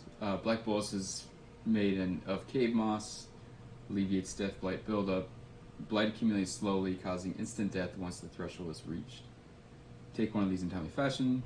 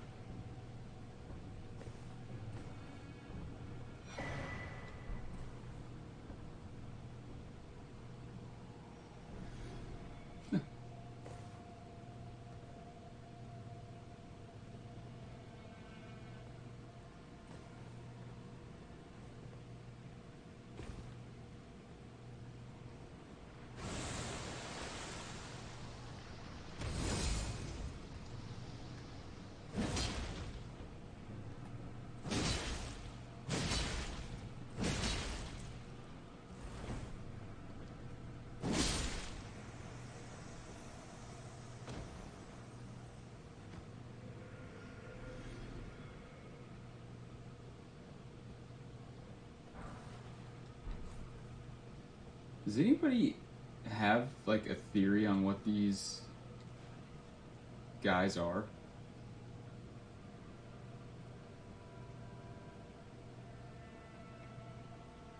I mean, they look kind of like the Claymen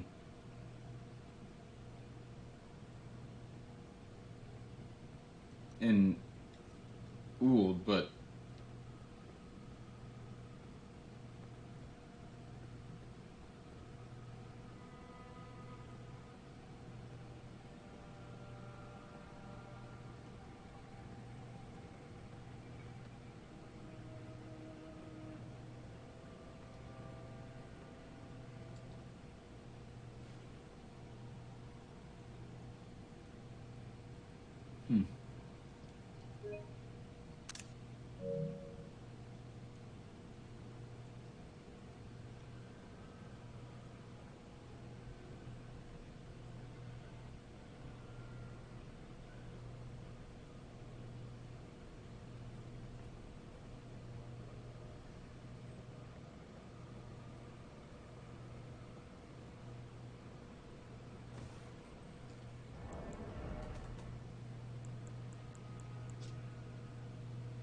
hardened husk shed by a formless life.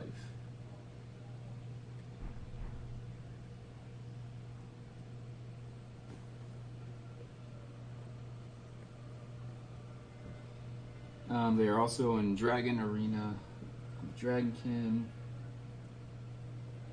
Temples of next up.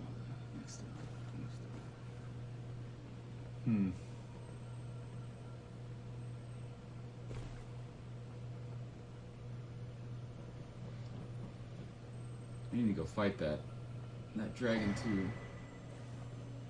Black Wet Blade.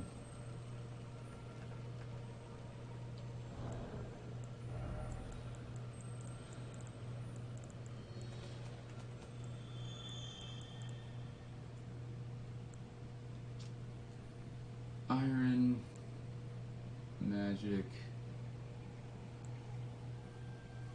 poison, blood, or cold.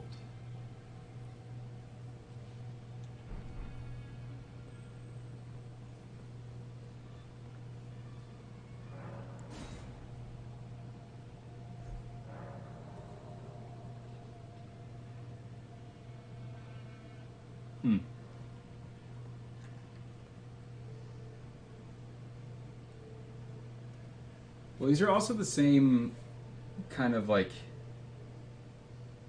Oh, you asked Jenny? Nice. They're also, at least these guys, are very similar to what we see in the Halleck tree, with like the spirits kind of going around Miquella.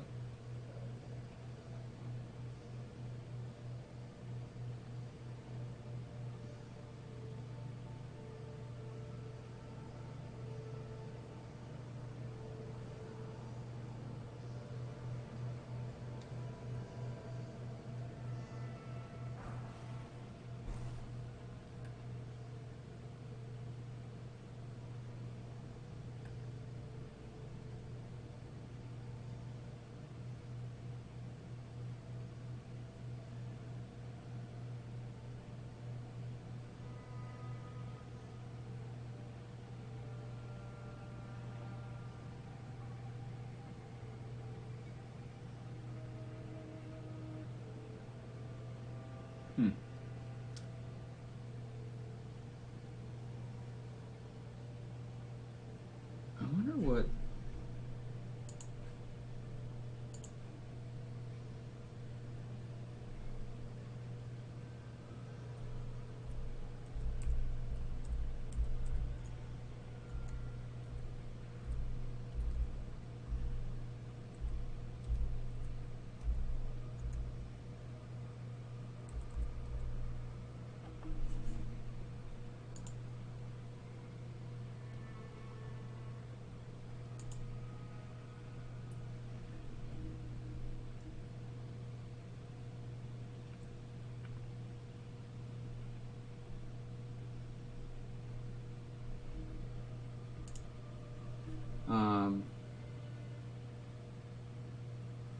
Not sure who or what they are, to be honest. Sometimes it seems like they're part of the environment, other times they're in places of worship. Yeah. It almost looks like where they're at, outside of these guys, like where they're kind of in the balconies, reminds me of like very, very old school hospitals where like people could watch surgeries and stuff. Not people, but you know, people practicing to become a surgeon.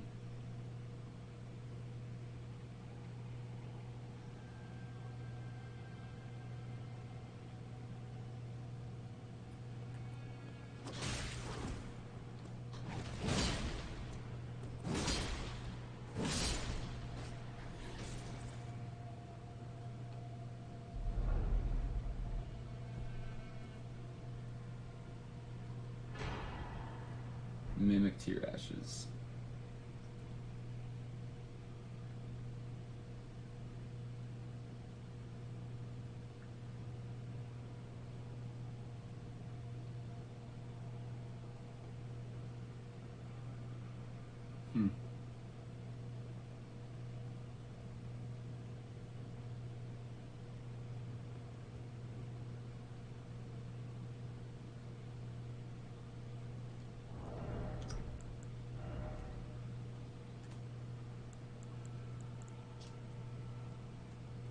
Spirit takes the form of a summoner to fight alongside them. Mimic tears are the results of an attempt by the Eternal City to forge a lord.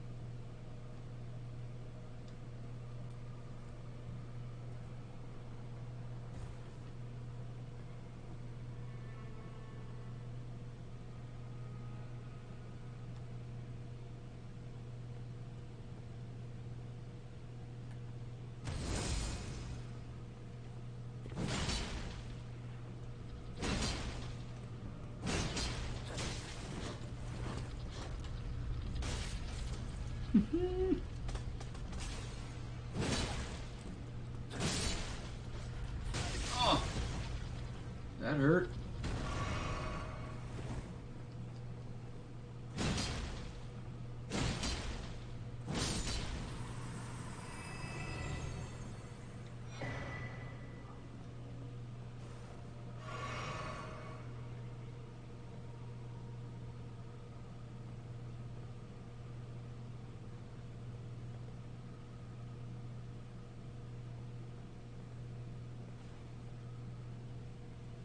Oh, let's go.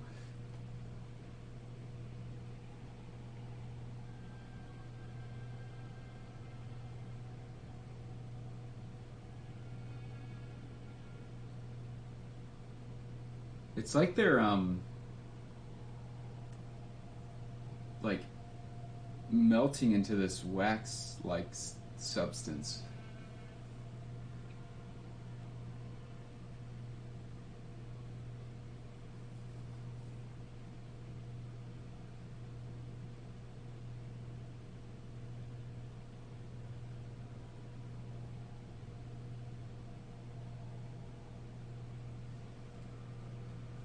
I wonder if this is how they... If that was... That massive graves, or whatever we're looking at, becomes kind of this ball. And from that is how they get the silver tier?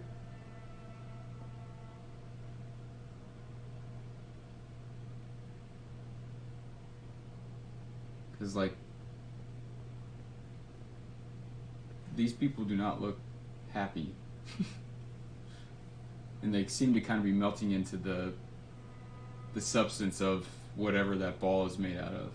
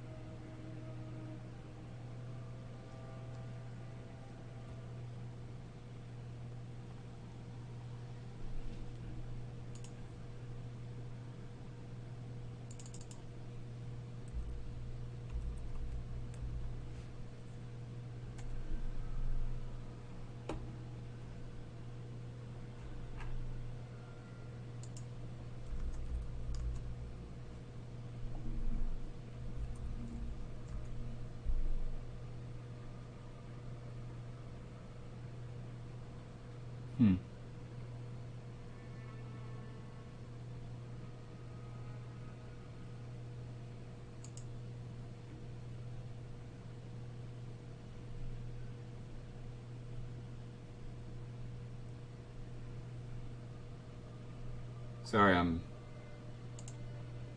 almost like...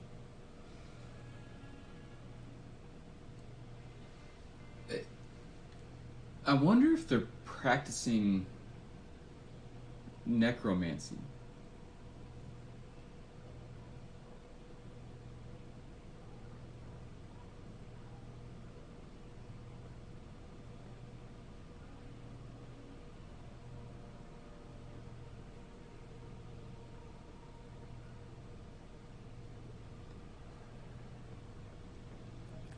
Not really sure, like.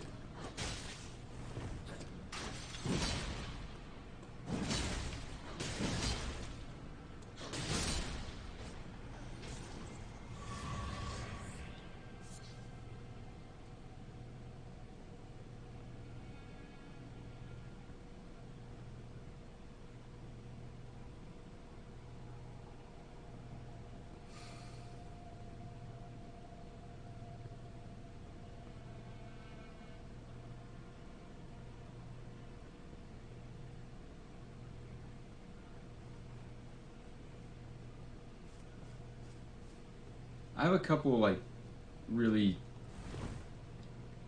strange things circling my head. I'm just going to tell you them. Part of me thinks that the giant women that we see on the statues are like real life mothers, right? Because they seem to be human structures. Are real life mothers who are in this, like, this place almost seems like it's a place where abortions take place, or where miscarriages happen, or something to that effect, where like life, they're taking dead things and bringing them back to life.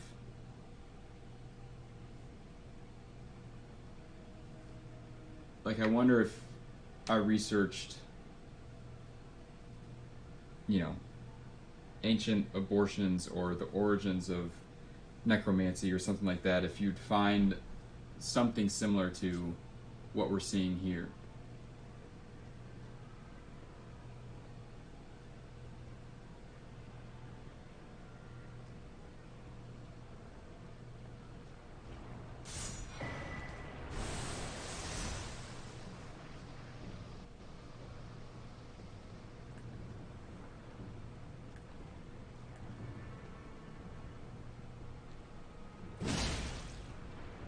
Or if it's supposed to symbolize almost like CRISPR? Or yeah, it could be. That's a really good point too, Arista, where it's artificial insemination, like CRISPR is kind of what I was getting to, where it's like you seem to be able to create your own very specific kind of life.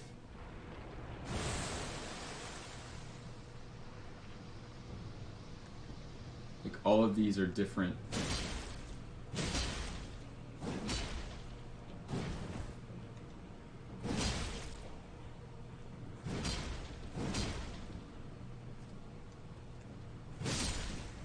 It's very much like you're playing God kind of thing, right?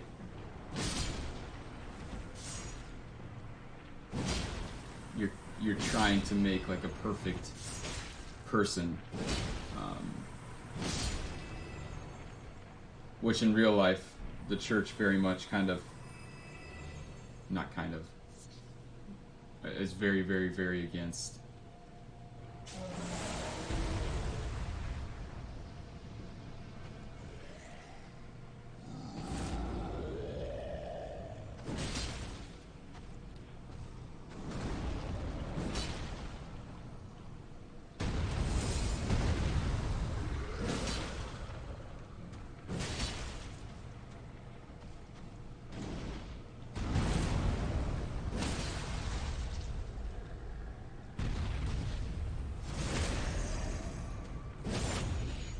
Yeah, it's not that you create your own God, but that you're playing God.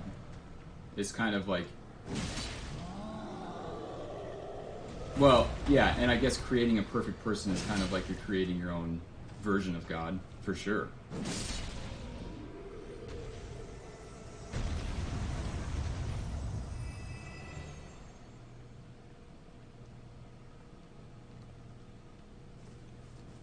Like, my guess is with a little bit of research, specifically their headpiece would tie into some sort of ancient civilization who that was part of their culture.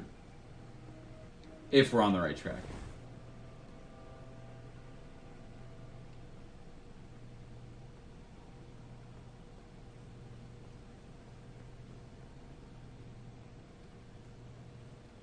And the fact that this Fingerslayer blade is below this giant woman,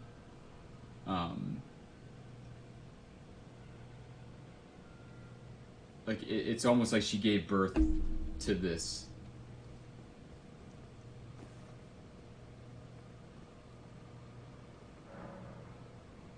Oh. Huh.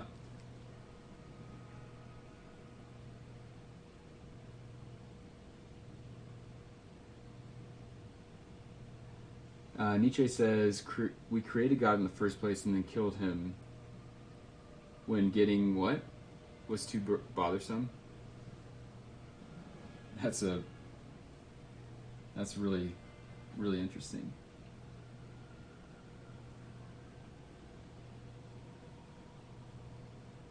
Oh, that's right.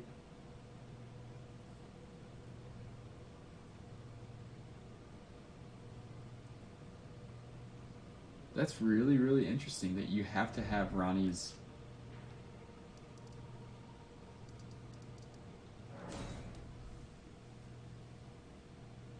Only she has the password.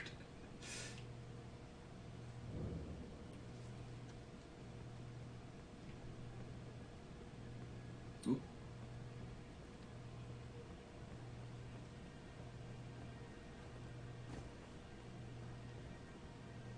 Like, if anybody's a mimic, it would have to be Ranni. Like, she's like the Lord of the Age of Stars. When God became too bossy. That's hilarious.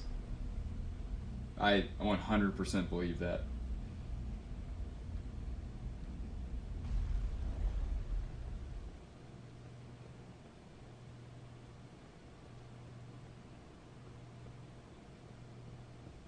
Hello. The curse mark, though now. Oh.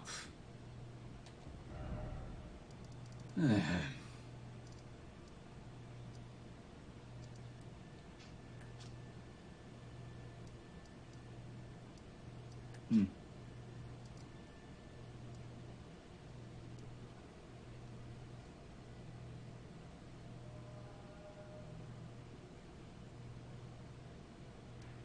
Can somebody remind me where we get the inverted thing to do this?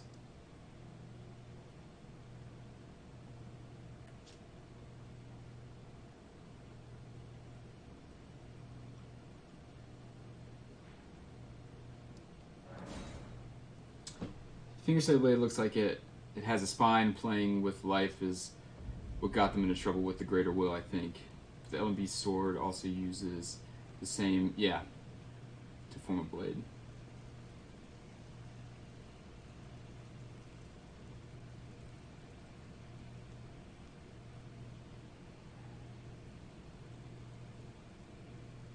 Blade. Oh, gotcha.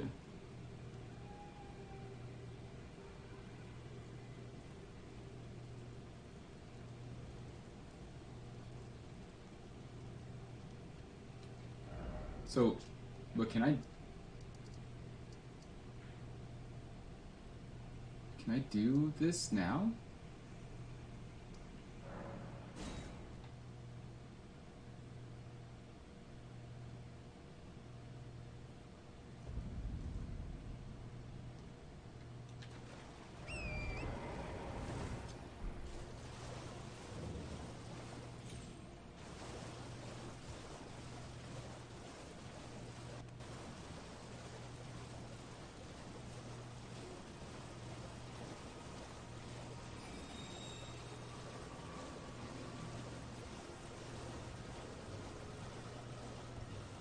Oh, you're good.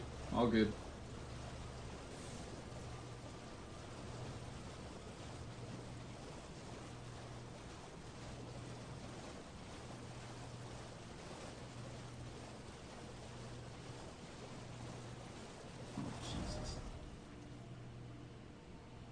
know how you get up there?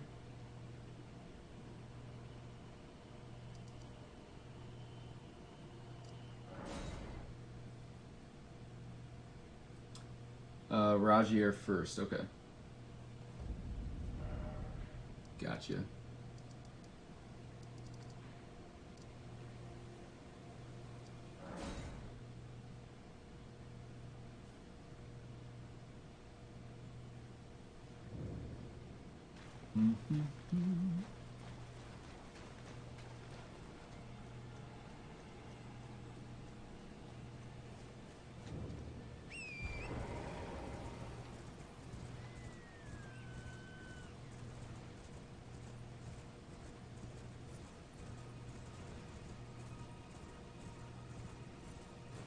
Oh, Rajier. Jesus. Sorry.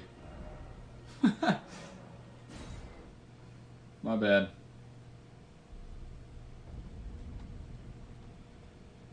I don't know why I was thinking Solvis, but...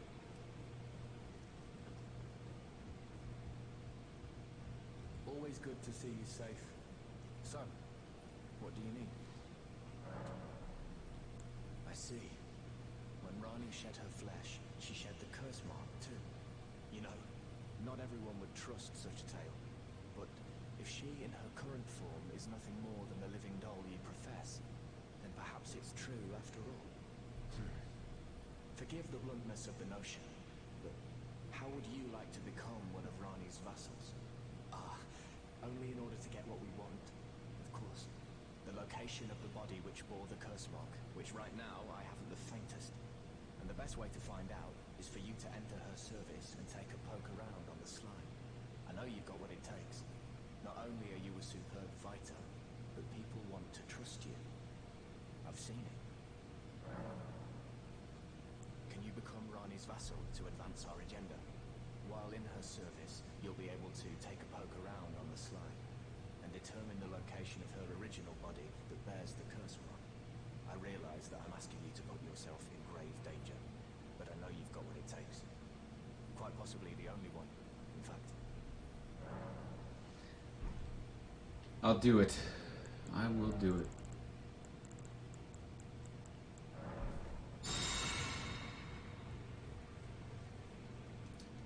But first...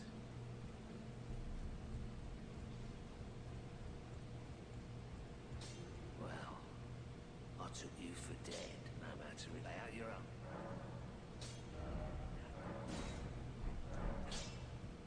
Thank you.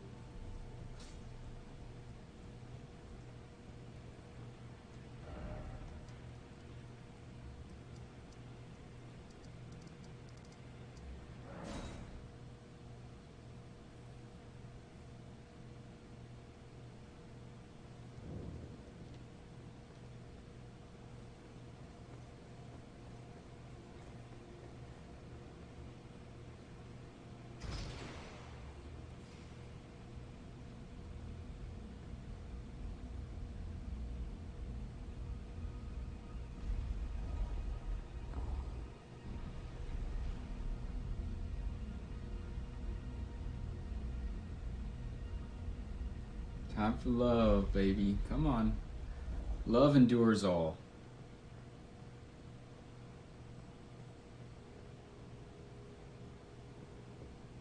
The curse mark, thou sow.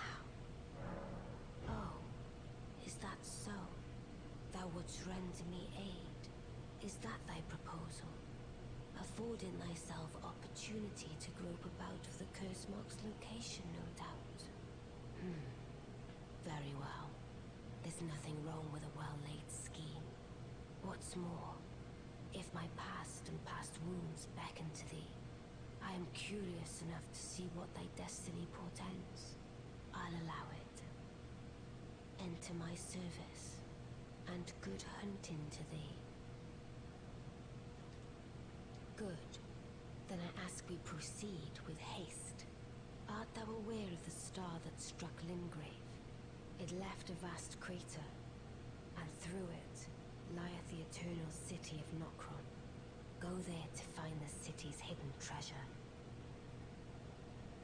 Ah yes, E.g. my war counselor, and Salavis, preceptor in the sorcerous arts, can be found below. Like thee, they are in my service. Heed not their peculiarities. Feel secure in gaining from them what advantage thou canst. I am sure the others will be doing just the same.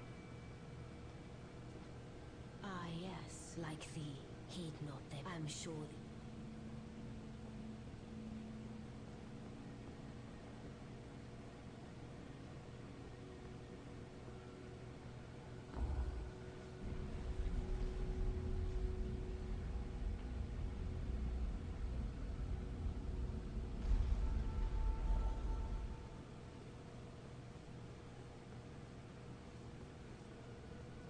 Oh, so you were the one. Lady Ranni has explained everything. You've defeated General Radahn, unlocking the stars. A grand reward, justly procured by any measure. Again, I am Yiji, the Karian royal family's dedicated blacksmith, and Lady Ranni's war counselor. I welcome one of your caliber. A fellow champion in service of Lady Ranni. Let us give all that we can of ourselves together.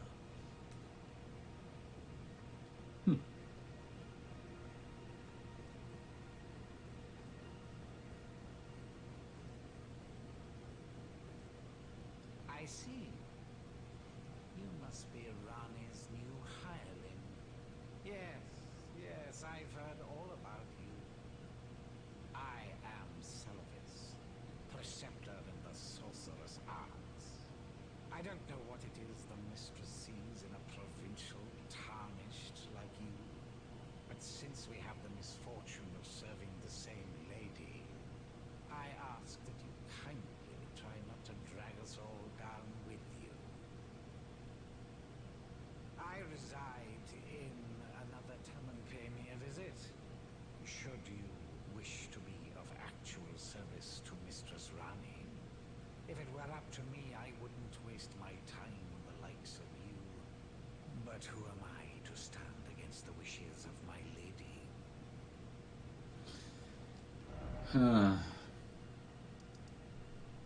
What?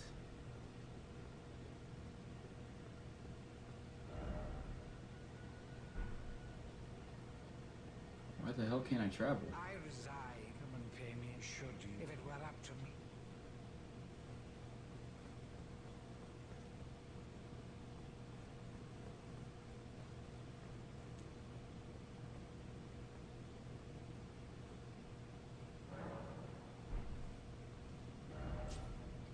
There we go.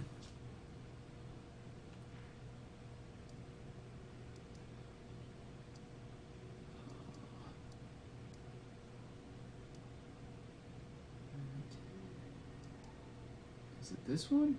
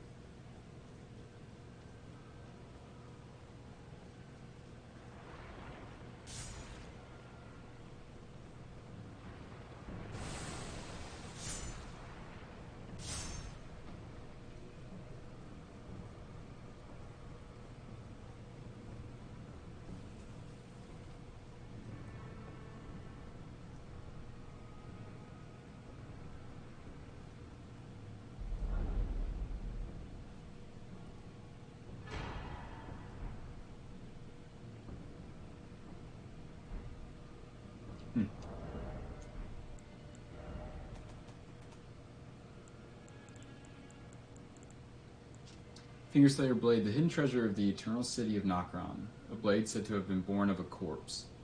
This blood-drenched fetish is proof of the high treason committed by the eternal city and symbolizes its downfall. It cannot be wielded by those without a faith, but is said to be able to harm the greater will and its vassals.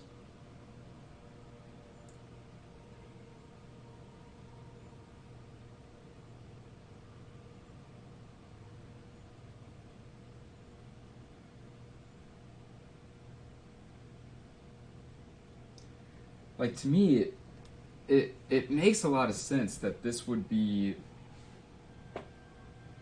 like,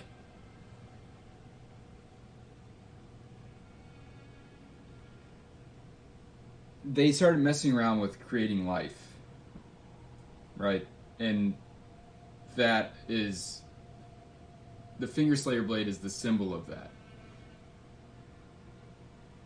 Because if you can create life, then what is the purpose of God?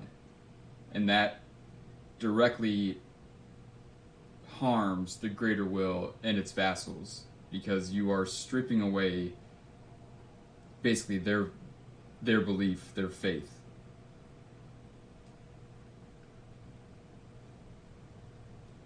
What is a fate? Well, I mean, cannot be wielded by those without a fate.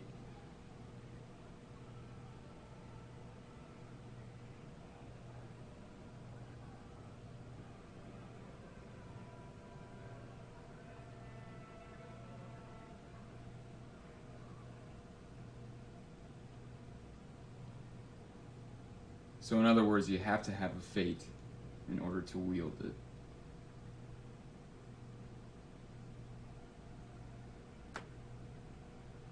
I guess, to me, in this context, fate would be like,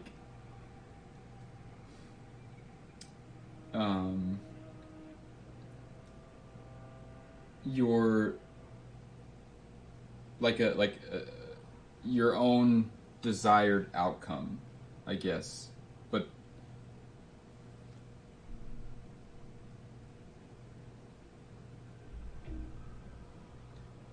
like, you're kind of taking fate into your own hands.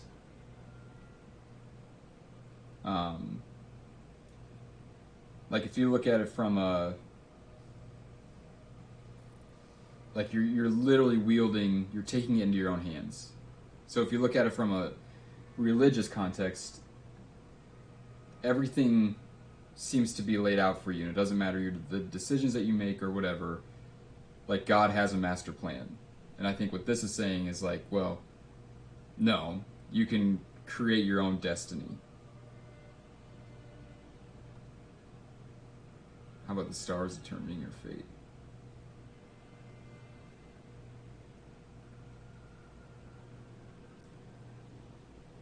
Yeah, I mean, I'm not 100% sure, because, like, stars are very much, well, if we look at the, so astrologers are the predecessors of sorcerers, and it seems that intelligence and science seem to be tied to stars. So maybe that's what it's saying, is like, it could be that.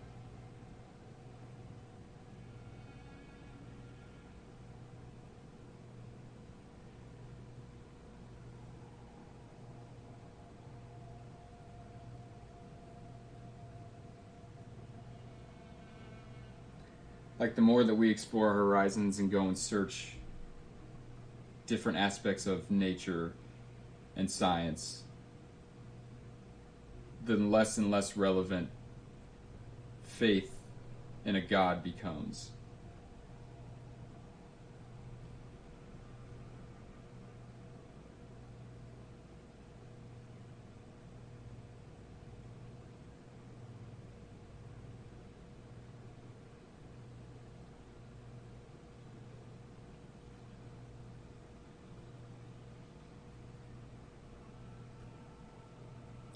Yeah, I mean, Radon is very much,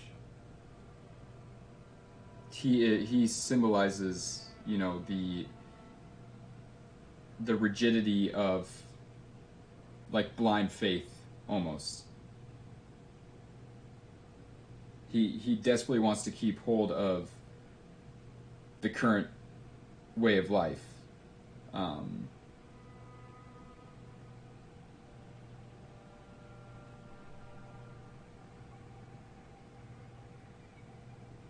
But it's, it's paradoxical because in order for him to do that, he had to use basically sorceries in order to do it.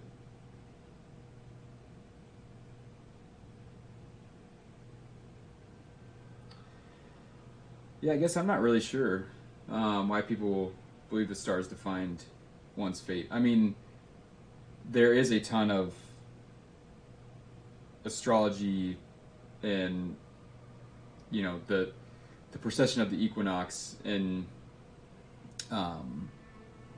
the different ages that come and go, and your horoscope and the different constellations and all these different types of things, where I think at one point those were kind of the gods, right? Like, they were always out there looking at you. They're, depending on the stars that were shining, dependent in the constellations in the sky, you know, it was either harvest season or it was winter, and like, that was kind of the fate of those very, very ancient people that kind of lived and died by the change of seasons and and thus the change of constellations in the sky and which one was dominant and all that kind of stuff.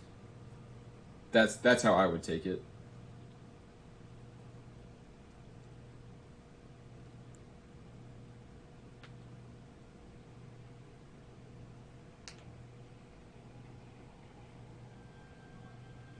Yeah, for sure. Yeah, definitely. I mean,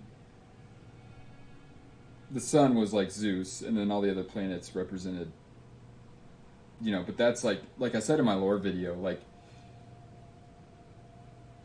the planets and the star, like the sun, like, they boil down, they're all representing the same thing. Like, Saturn represents something in alchemy, as it does in Greek mythology, as it does in, like, and that's kind of where it gets complicated. But the thing I like so much about Carl Jung is that he boiled it down to its prima materia and said, like, well, these are all just aspects of our collective unconscious. They're all aspects of our psyche that are eternal to us, that we are born with, which is why, like, the sun is, like, very much tied to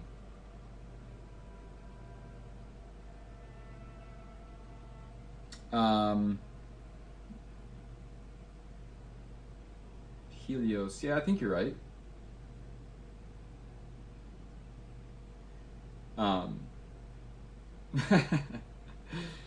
I agree. He's definitely become my outer god, that's for sure.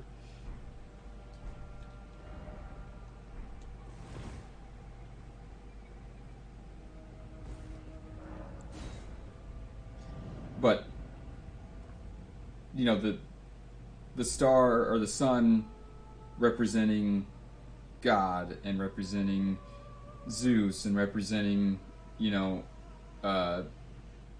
the king, and representing all these different, and the ego and all these different things that they all mean the same thing, right? It's just in which context are you using it.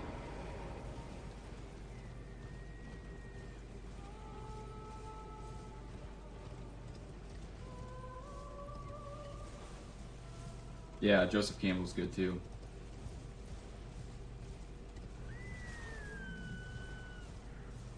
Wait, I have two more? Where?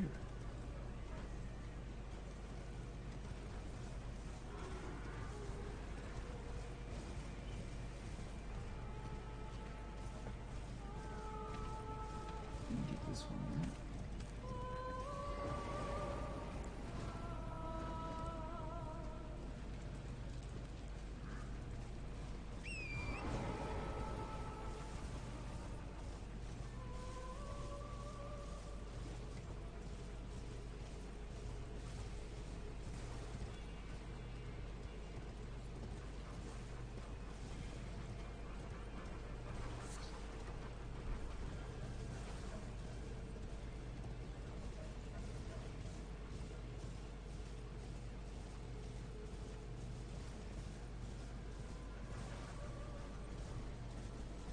I'm really starting to think that the Crucible is also meant to be like a mother's womb, because we're finding all this stuff in here. Horns and fangs and... Oh, I should kill this guy too.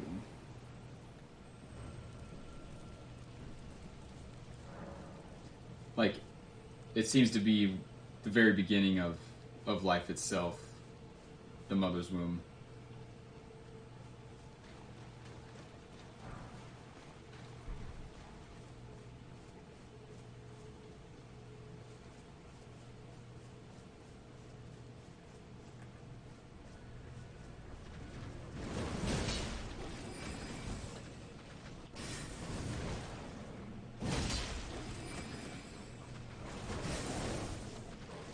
Ow.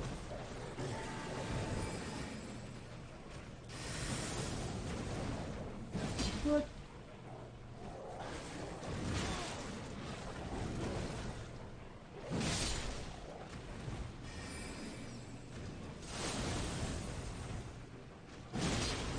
You ever stagger, dude?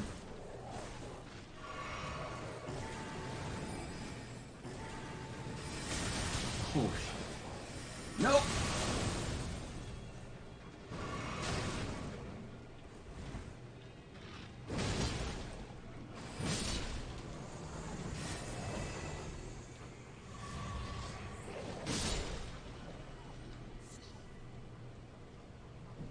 Have you read the Red Book?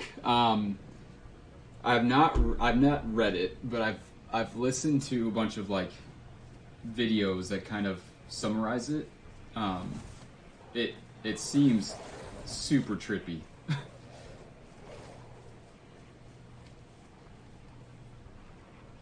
To be honest, I don't know like if I could follow along with it.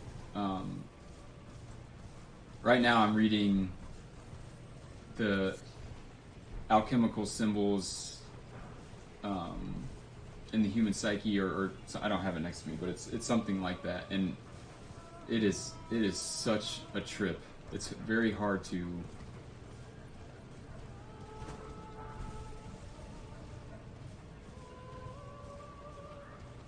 Yeah. Yeah, the fact that the wolf does magic is very much reminiscent of Radagon and Rennala, right?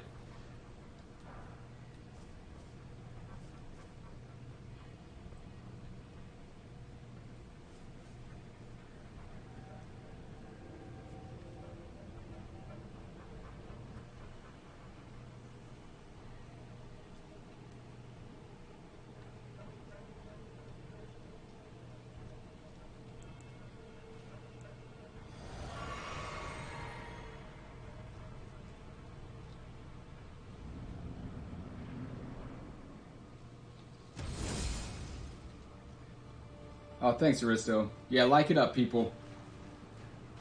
Smash that like button.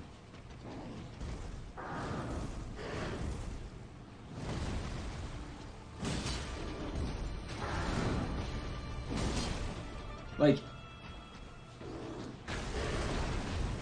so the way that I'm interpreting the sequence of events with going down to the first well, and fighting just the ancestor spirit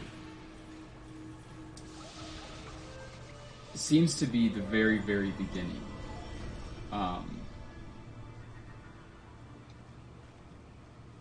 And as we go through the different eternal cities, it seems that we're progressing the cosmic timeline of events. And the next ancestor spirit that we find has the moniker of Regal. Which seems like antithesis to, you know, kind of their whole religion and their whole idea of animism and stuff.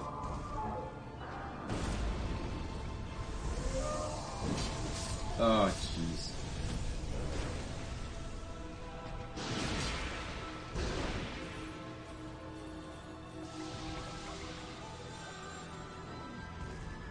Yeah, no kidding. I'm gonna need a lot more likes.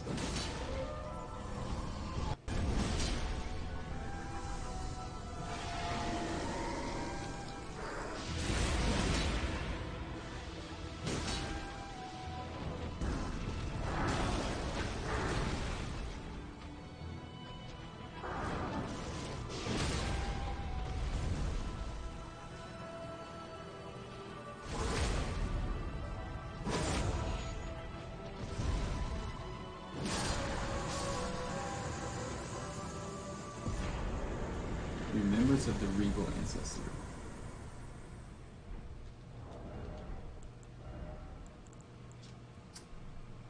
Hewn into the Erd Tree. Ancestral spirits exist as a phenomenon beyond the purview of the Erd Tree. Life sprouts from death and as it does from birth, such as the way of the living.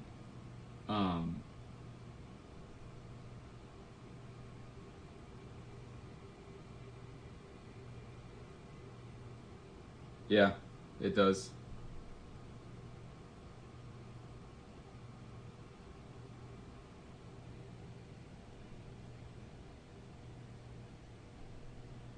It's just weird to me that you fought an ancestor spirit that didn't give you a remembrance.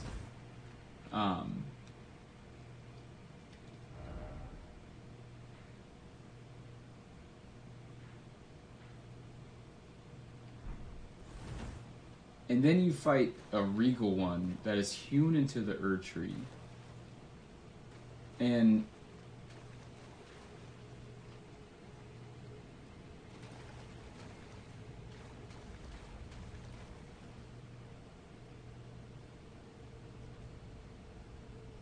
it takes it's just really weird to me that the Eternal Cities are fascinating, not just visually with the lore as well, between the Ants with the Newman ruins and even America being referred to as the Eternal makes me wonder what her connection is. Yeah.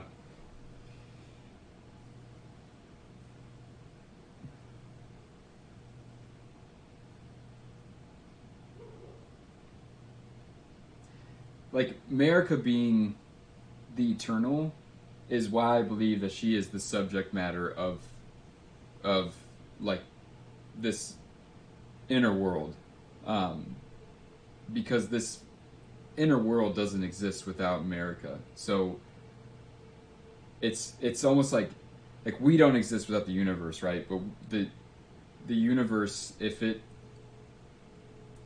from what we can see from our very like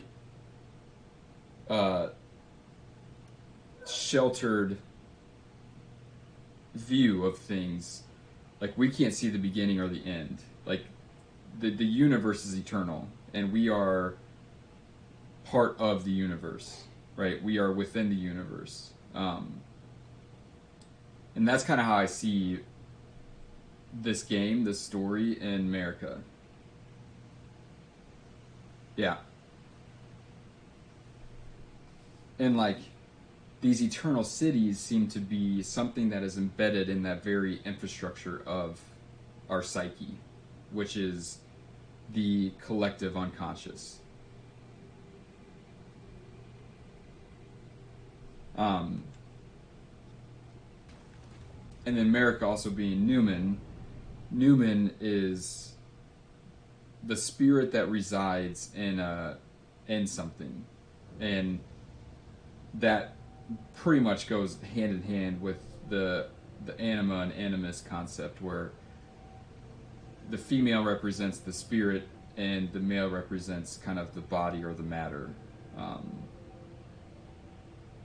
One is the thoughts, and the other is kind of the acting out of those thoughts.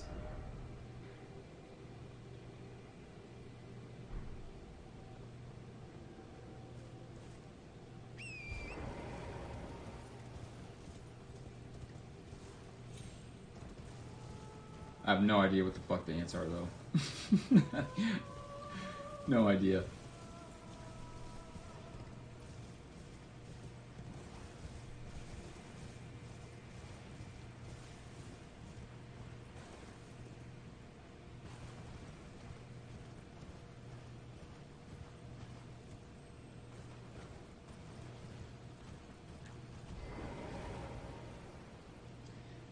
See, and as we get, like, to me, just how, like, there seems to be a definite timeline and stages of development above the surface and the lands between, where it very much starts with kind of the War of the Giants and then ends in the Weeping Peninsula.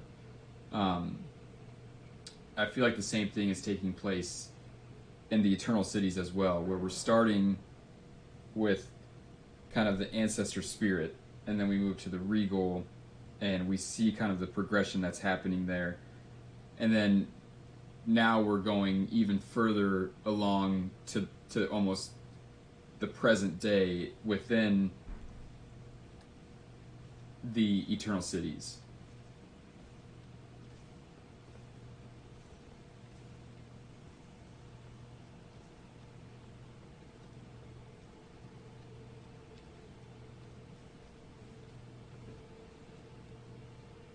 Yeah. It's insane. Spirit of divine power presiding over thing or place. Yeah. Yep.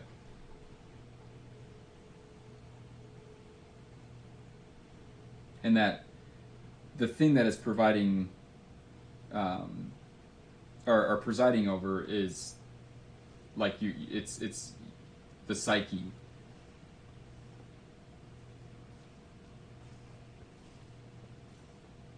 It's, you know, and the psyche being brought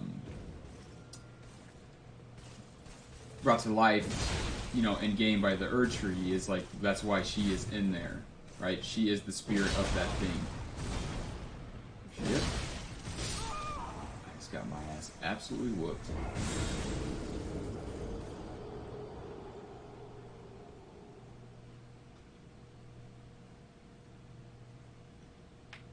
Yeah.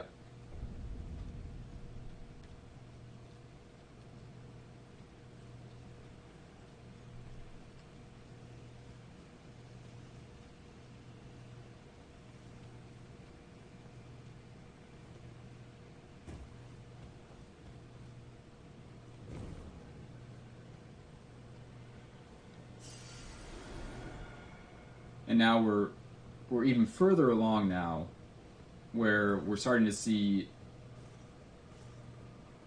you know, the Crucible Knights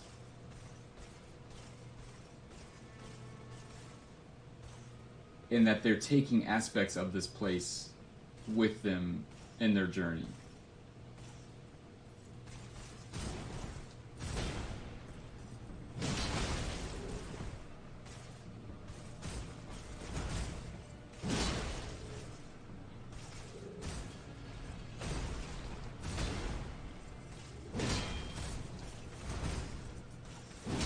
Oh, what the?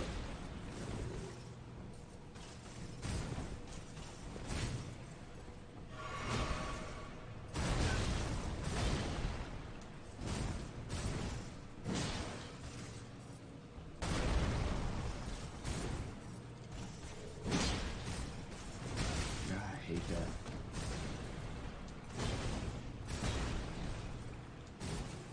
Oh!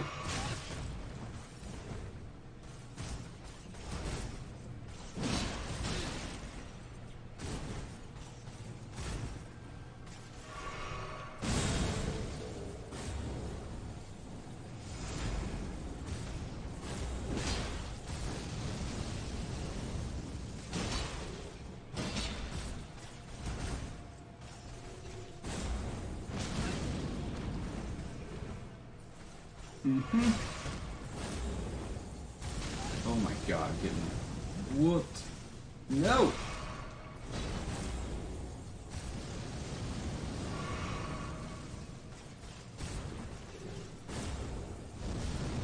Wow.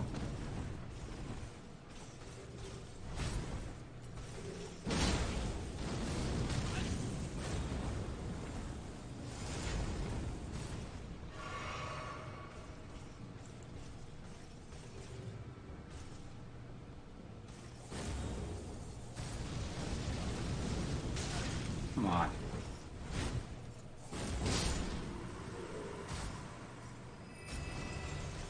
Sheesh, Louise.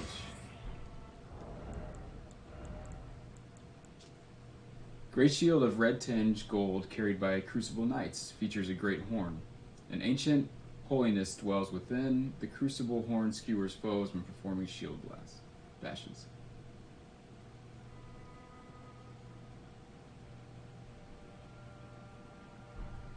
And the kind of striations on that on the shield very much matches,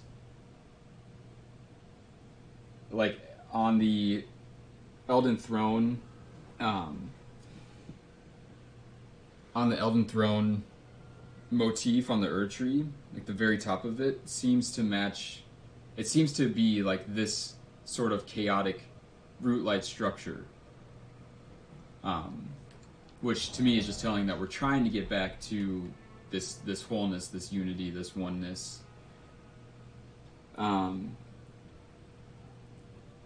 Something to embody divine will. I think Marika is a cyborg mimic created by the Nox to embody the Elden Ring. I wonder if there was an age of silver, white, gold before the Golden Order. Yeah, that would be sweet. Maybe in the DLC. Maybe we'll get those wings in the DLC.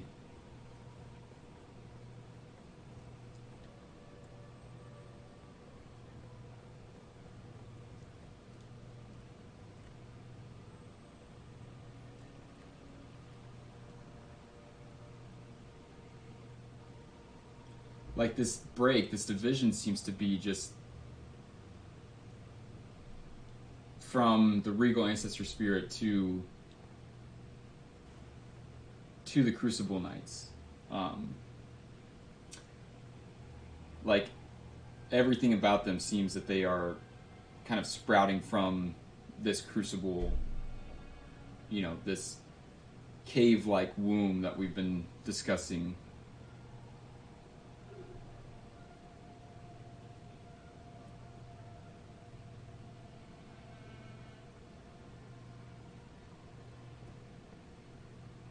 And like the bottom of his kind of armor is very much born from the crucible, and then out of the crucible comes the beginnings of a tree.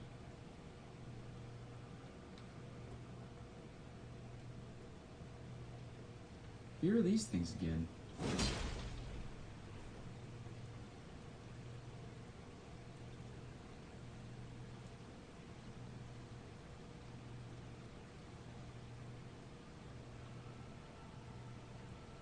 Like I also wonder if these are supposed to just like portray the more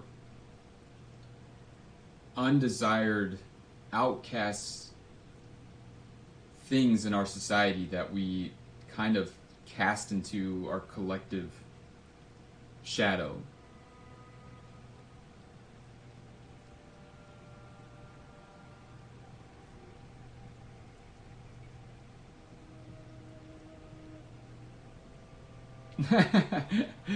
Yeah, exactly, Danny. We'll do everything we can. We'll write Miyazaki if you just give this stream a like.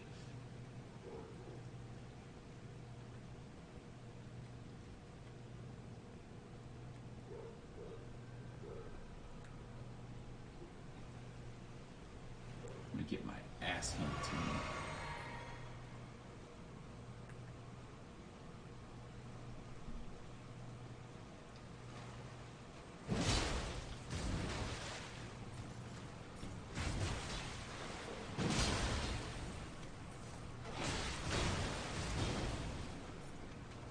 Doing?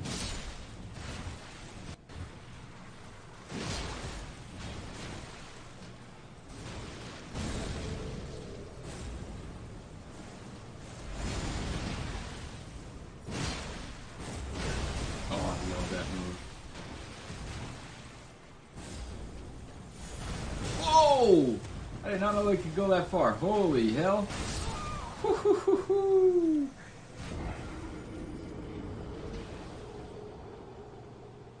Well, I think that they're part of like this this substrate that is the collective unconscious. Like, they are the downtrodden outcasts that kind of live in the unconscious. That's kind of the only thing that I can connect them to.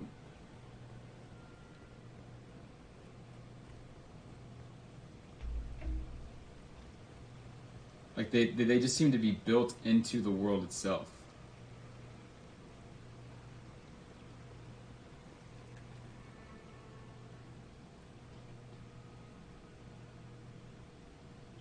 Possibly causalities from Estelle.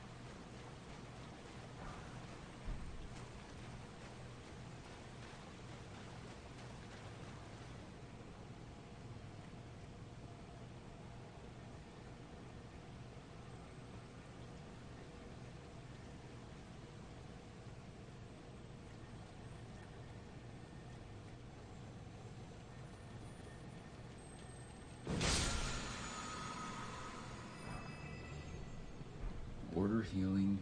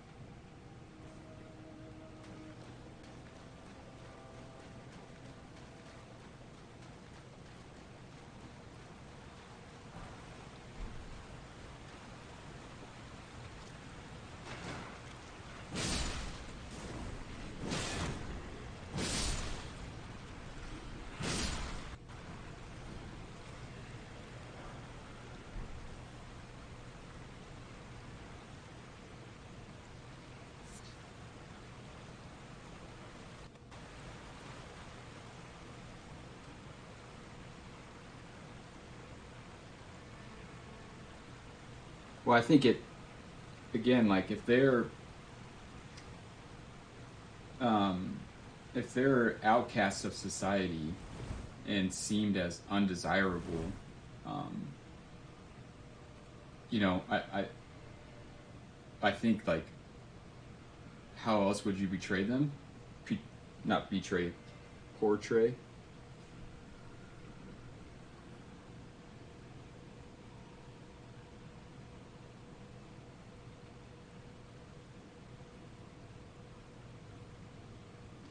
You know, like, if for some reason you were deemed as undesirable and an outcast,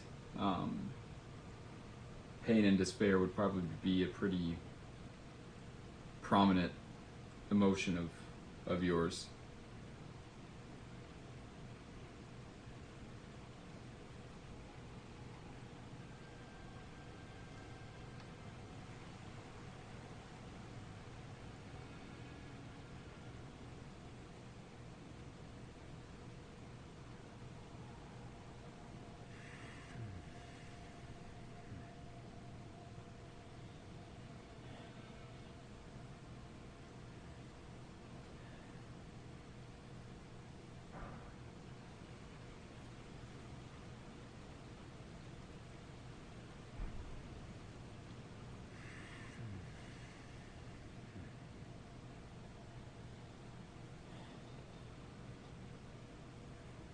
Well, the way that I'm taking it is it's just giving us visual clues as to what this area represents.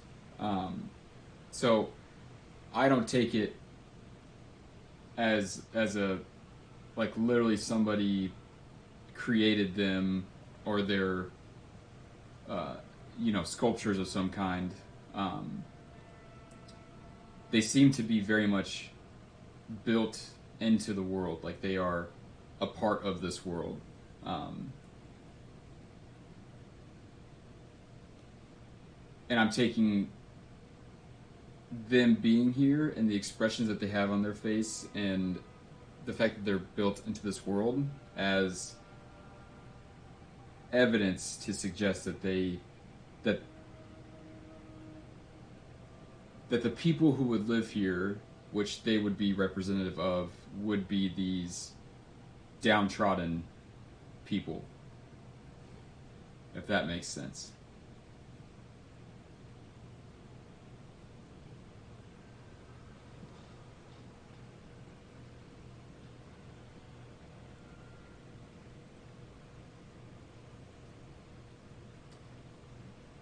Yeah, I think that's Aristo. I think that's a fair analogy to make.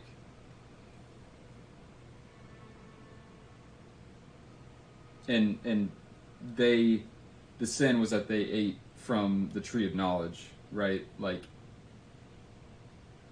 and kind of the theme of intelligence and knowledge is that it, like we've talked about, that it requires less and less of a faith in God.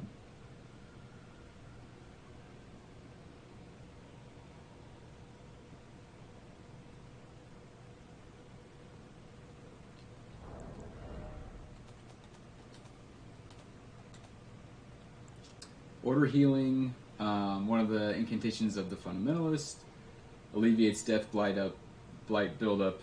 The noble gold mask lamented what had become of the hunters. How easy it is for learning and learnedness to be reduced to the ravings of fanatics.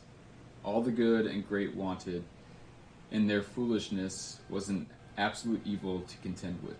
Does such a notion exist in the fundamentals of order? Yes. Yeah, it is. It's very, very difficult, Wolf. Like I don't really take anything literal in this game. To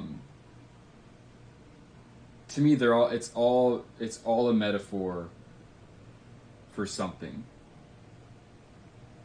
Because I think once you cross that line into taking things literal, like the answers that you are subject to giving become impossible.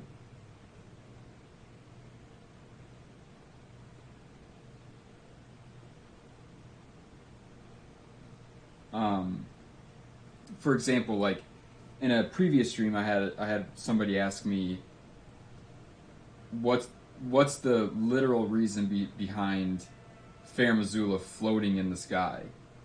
And that if you're looking for a literal answer, that's an impossible question, because the rabbit hole that you go down, like, okay, so let's just say that it was the meteorite hitting, okay, and it blew off, but that doesn't keep something suspended in the air, right? We know that gravity is a thing in this game because, well, when you jump, you come back down to the earth. Radon uses it, like all this different type of stuff. So, there's just so many instances like that. That's like, the Eternal Cities. Well, who built them? There's nobody down here but ancestral, followers. So, did they literally build that? With like 5 of them, and that's where it becomes really difficult to, especially in the medium of a lore video, is because I can't explain that. It's It makes it very, very difficult.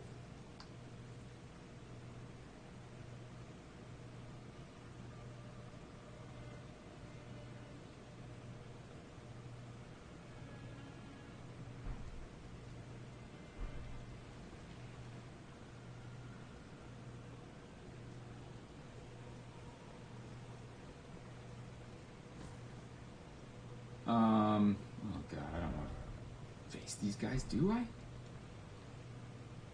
Probably gonna whoop my ass. Let's see.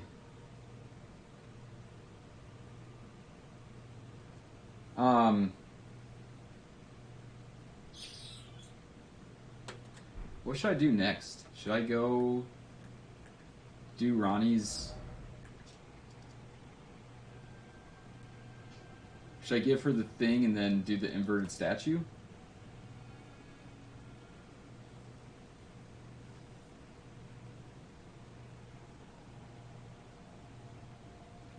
Personally, I think that Fair Missoula is at the center of a twister because it's part of larger Wizard of Oz theme that that FromSoft likes using. I can't tell if you're joking or not, and that's scary.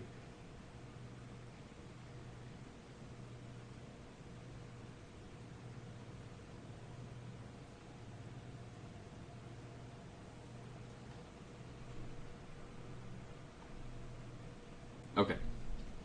Aristo says yes. He's the man, so that's what we're doing. I'm actually going to take like a 2-minute break super quick. I'm going to go get some food. I haven't eaten all day, and then I will be right back.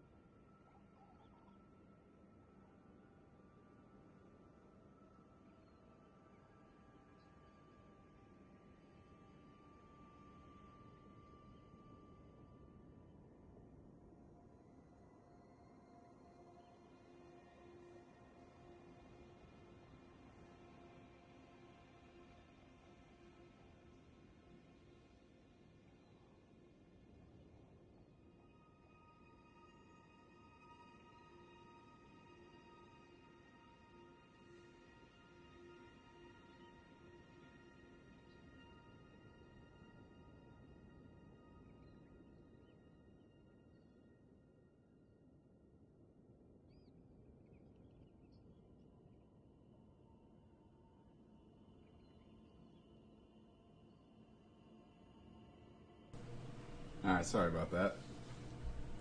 Dude. Mushroom, I love that. Lion, Tin Man, and Scarecrow.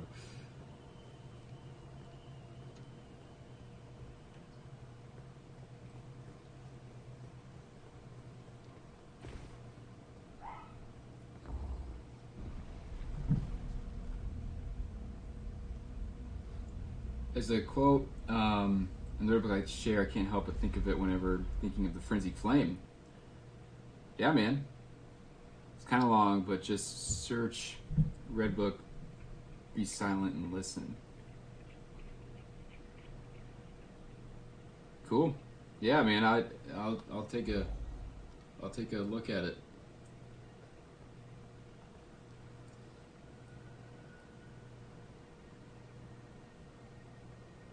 Really? That's really cool.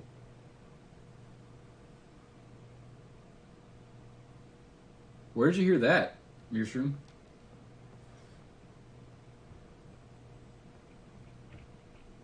Ah, it was thee, not blithe it seemeth. Even in my slumber I sensed it. It is in thy possession, is it not? The hidden treasure of Nokron. My thanks. Finally all the pieces are in place. Soon must I begin my journey. Upon the dark path only I may tread. Ah, but before I leave, I must entrust thee with this. Take it.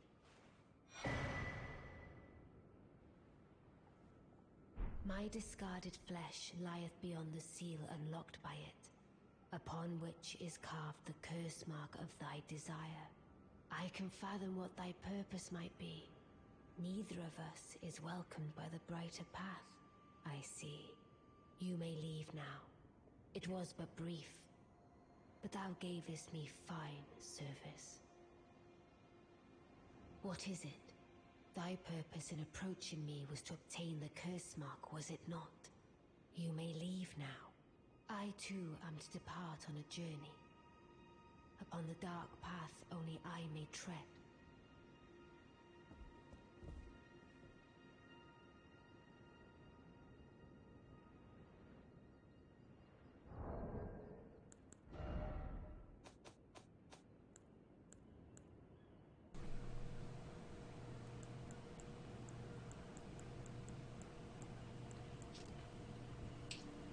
Statuette of a scholar with ground and sky inverted. Reveals the hidden form of the Carrion study hall which connects to the divine tower to unveil a secret affixed to the pedestal of the celestial globe. Wizard of Oz research. One of many speculations. Another being that the story is an allegory about adding silver to the gold standard. Wow. Are you just researching Wizard of Oz? No, I mean, no shame in that. I mean, I literally spent all my time researching like Jung and Elden Ring. So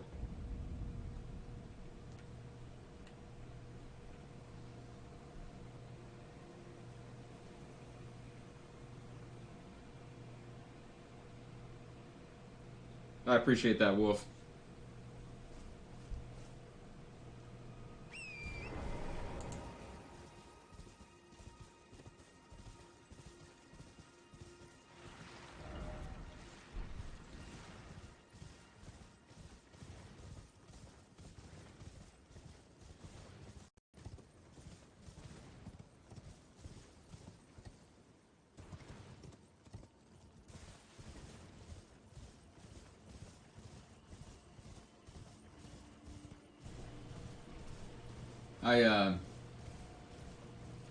I honestly believe that it is like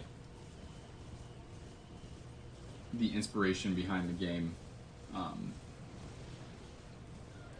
The parallels are just are too much to ignore. Now, I definitely think that they're like other inspirations outside of it that come to play, especially in maybe more minor kind of side quests. But I'm curious. I haven't read the quote or anything like that, but I'm curious if it has anything to do with schizophrenia.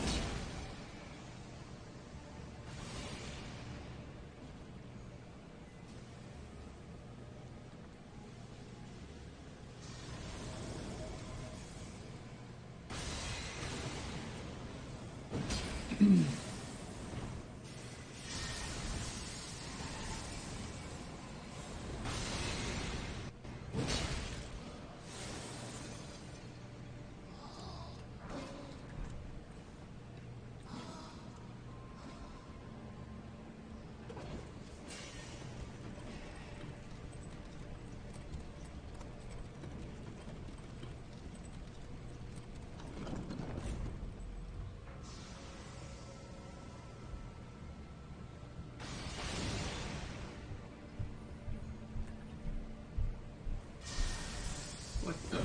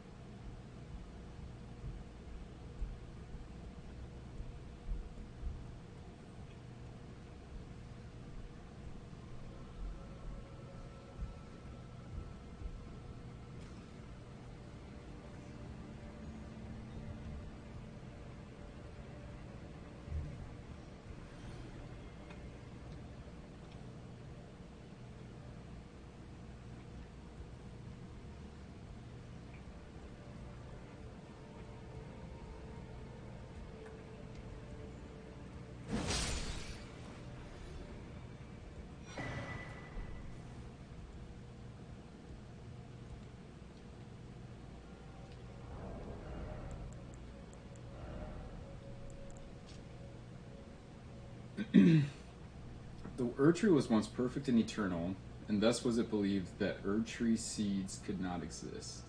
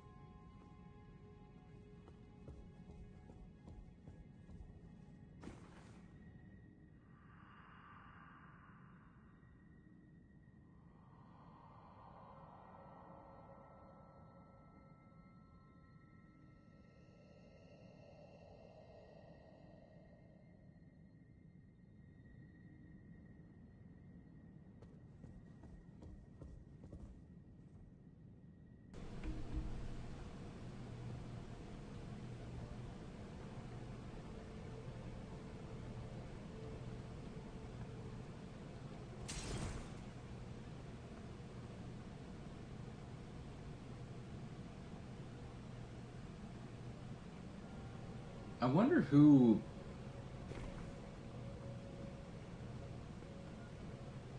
or why they inverted this tower.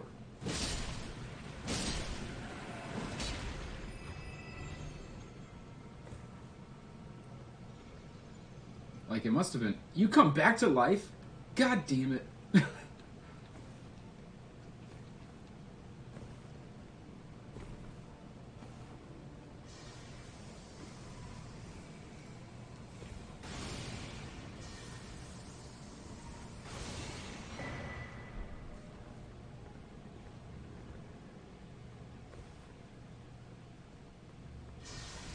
Maybe I can get you to fall. Fall. Fall. Fall. Fall. Don't beat me with your stick. How are you not falling?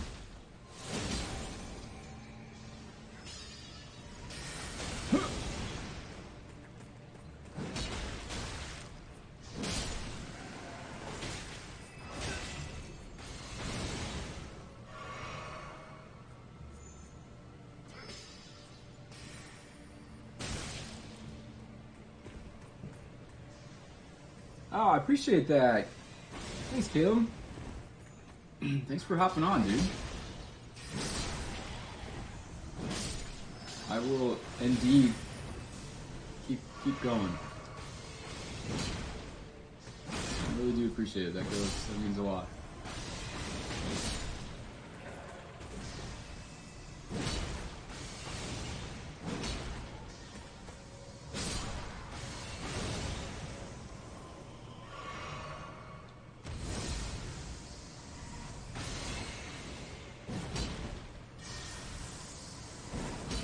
What?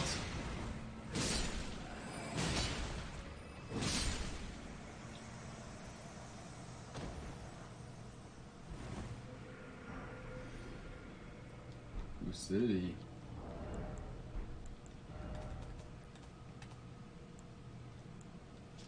Magic Downpour summons a massive magic that fires projectiles, said to have been taught by the Crystallians to mark the swearing. of the Old Concord. Alleviates buildup of sleep and madness. Carrion Knights never waver.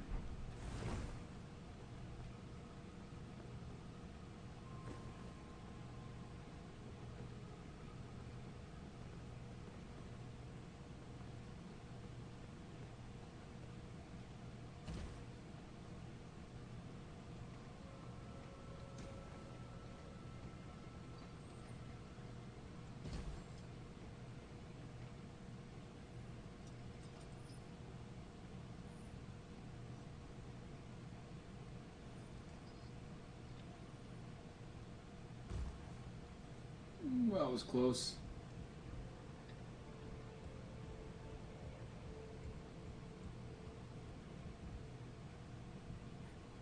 Ooh, that was close too.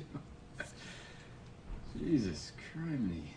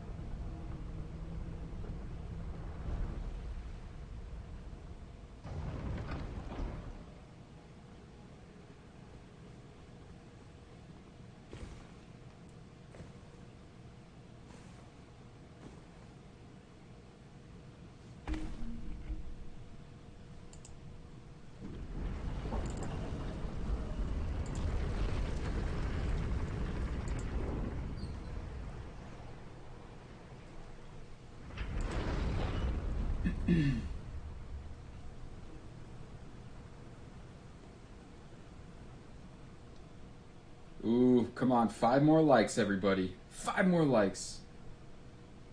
Let's go.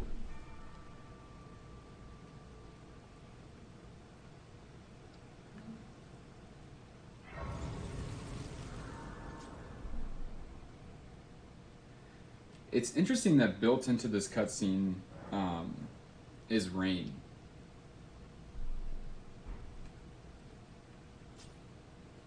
And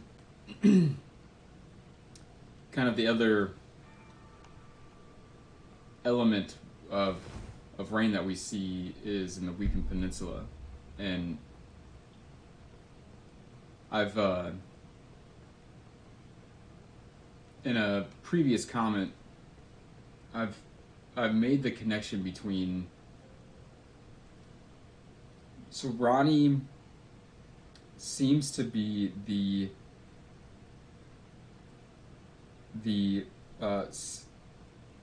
symbol of, or the personification of this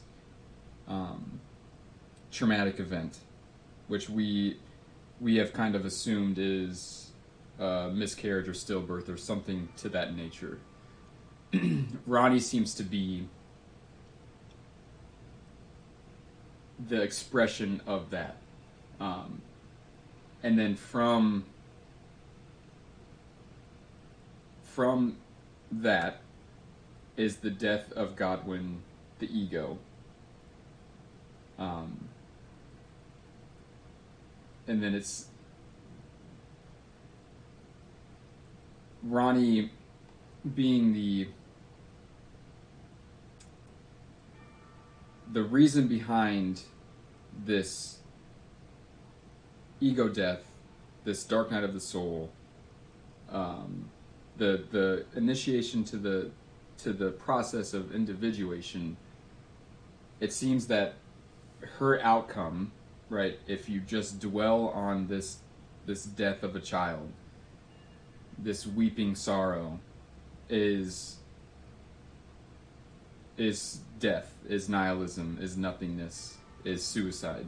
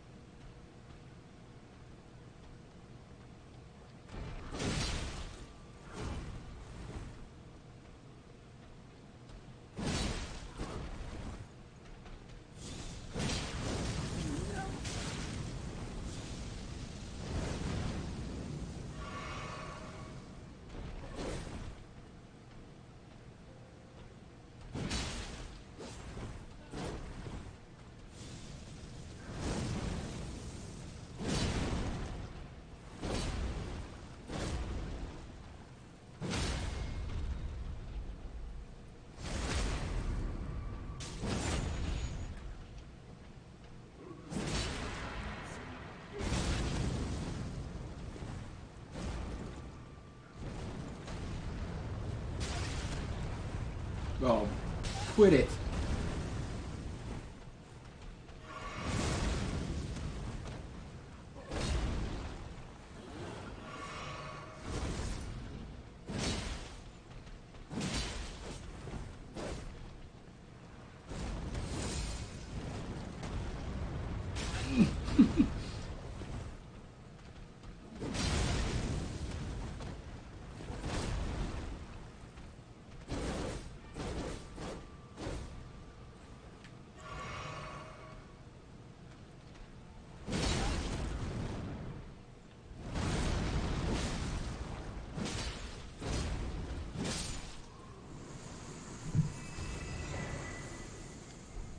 Godskin Noble stuff.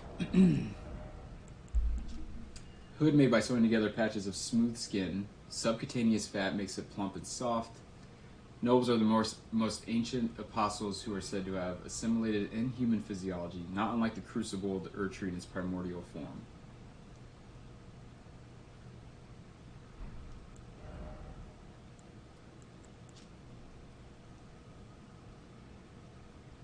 Known for their 7-faced aprons.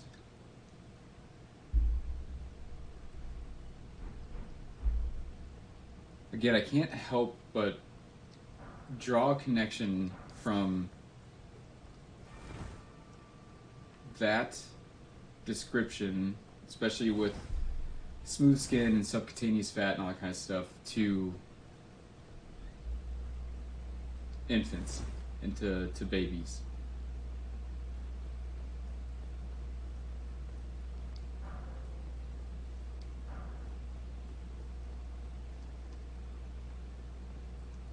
Why is there so many rune fragments here?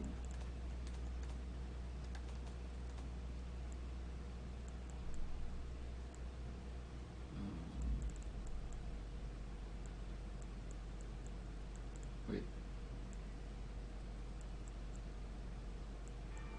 They're not a crafting thing? Where are they? Stone fragment found near places where ruins have fallen from the sky. Can be used for crafting. These shards of stone are believed to have once been part of a temple in the sky.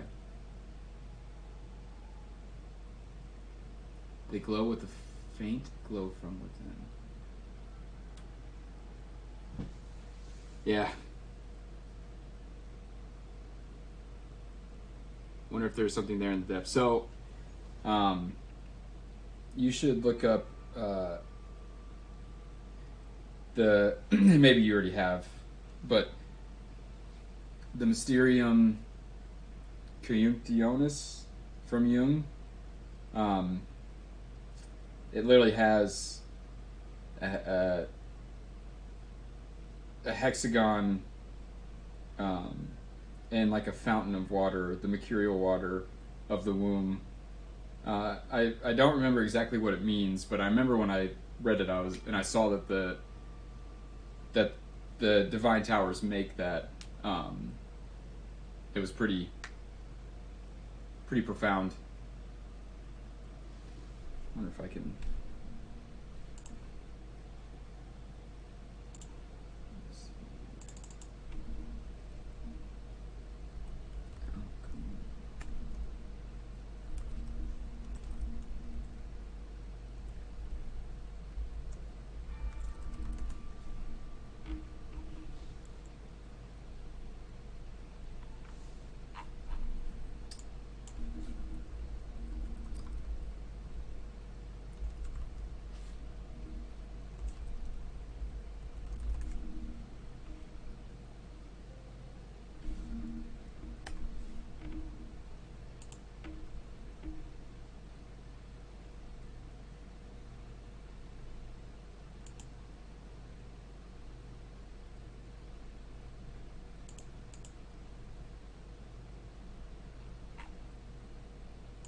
I'll have to find it in my book and read it next time, but it's pretty cool. Yeah. It's definitely it's worth a read. I was just wondering wanted to get your guys' thoughts on. So I was okay. Where the fuck did they just go? Here we go. I wonder if these rune fragments are, although they say they are believed to have once been part of a temple in the sky. I wonder if that temple in the sky was Marika herself, and these are parts of her, like physical body that we see fractured so much in the Erd Tree. Like, if we make the connection between Ranni being the representation of this crisis, of this death of a child that made her shatter the Elden Ring, aka, psychological dismemberment, and the reason that they're all along this bridge to the Divine Tower, there doesn't seem to be a strong connection between that story and the Farum Azula story. But there is a strong connection between that story and Marika choosing to shatter the Elden Ring in the first place, and for her becoming fractured. And the fact that they have a faint light that glows, like, wonder what your guys' thoughts on that are.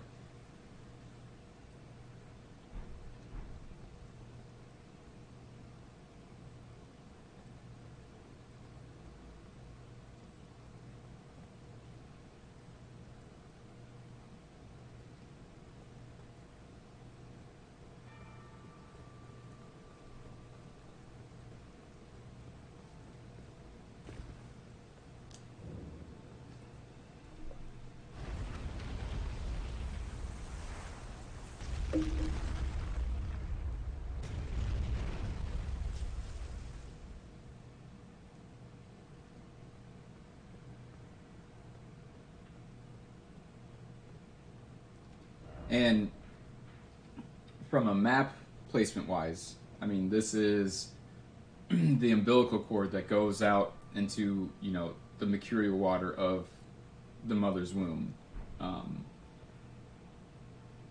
There's just so many things about, and that her body is there, and that, like, the two fingers aren't there, like, all of these different things.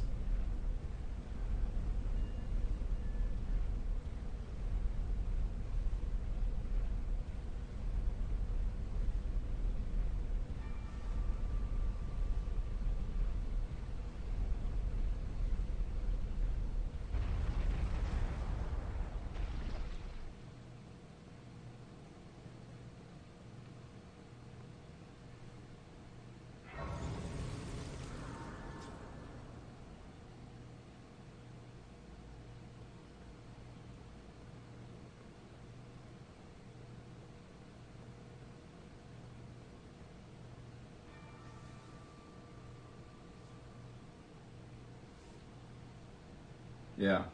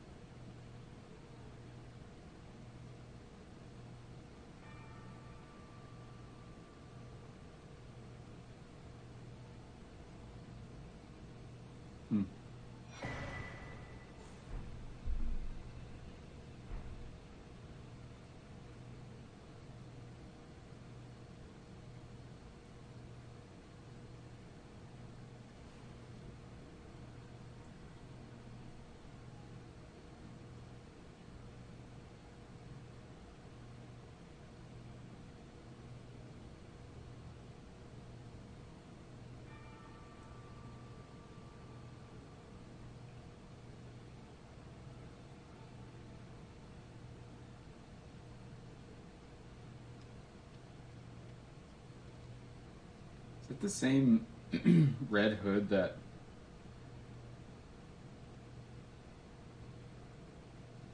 Rodrigo wears?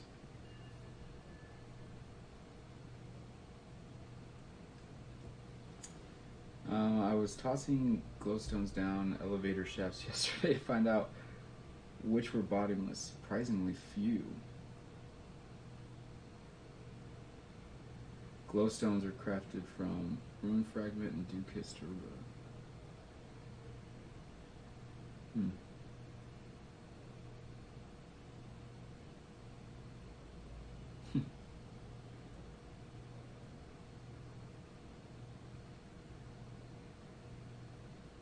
Which, like, that's actually very apt because, you know, we talked about earlier that dew, especially in regards to alchemy, is kind of the thing that it's like the, I forget the Latin term for it again, but it's like what brings things back to life.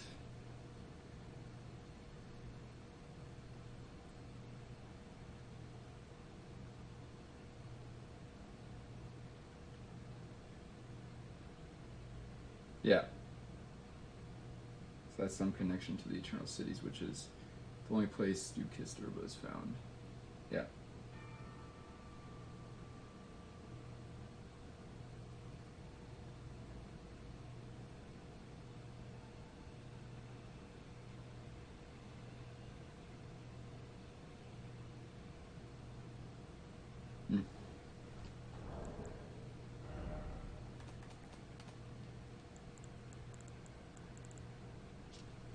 Curse mark carved into the discarded flesh of Ranni the Witch, also known as the half-wheel wound of the centipede. This curse mark was carved at the moment of death of the first demigod. It should have taken the shape of a circle. However, 2 demigods perished at the same time, breaking the curse mark into 2 half-wheels. Ranni was the first of the demigods whose flesh perished, while the Prince of Death perished in soul alone.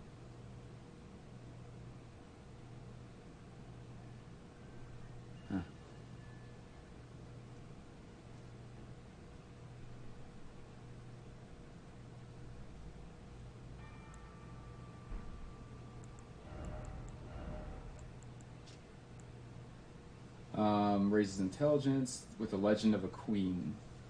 The young astrologer gazed at the night sky as she walked. She had always chased the stars every step of her journey. Then she met the full moon, and in time the astrologer became a queen.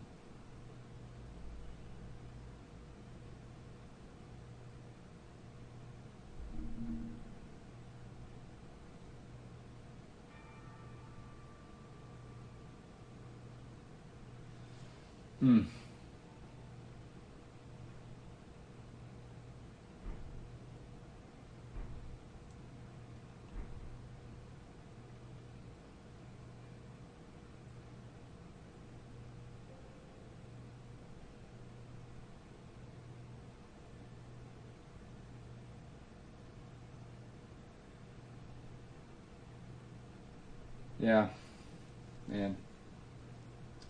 Like the dark moon just seems to kind of be this total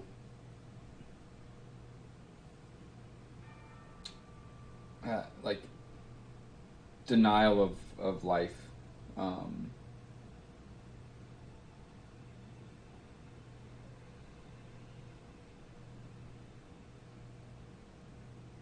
Like those that kind of succumb to this dark moon seem to just enter nihilism and nothingness, and you know, she makes it clear that Ranni makes it clear that the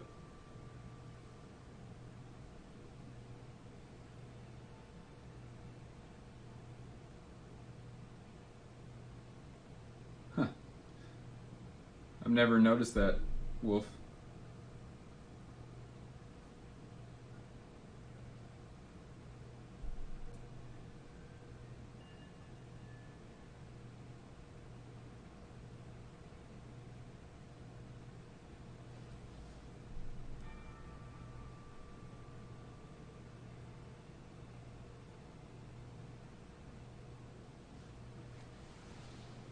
I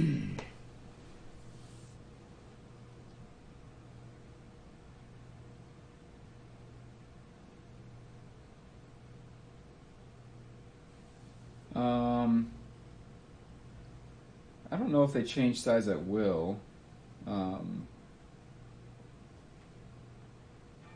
Usually it's kind of directly related to their strength. It's kind of just a visual indicator of how dominant they are.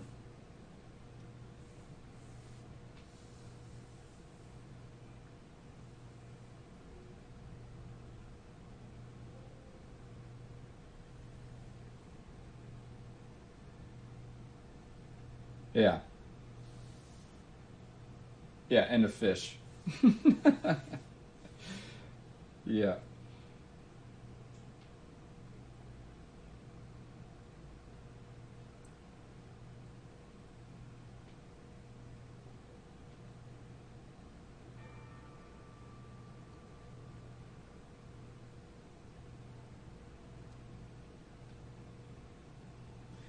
I think that's like,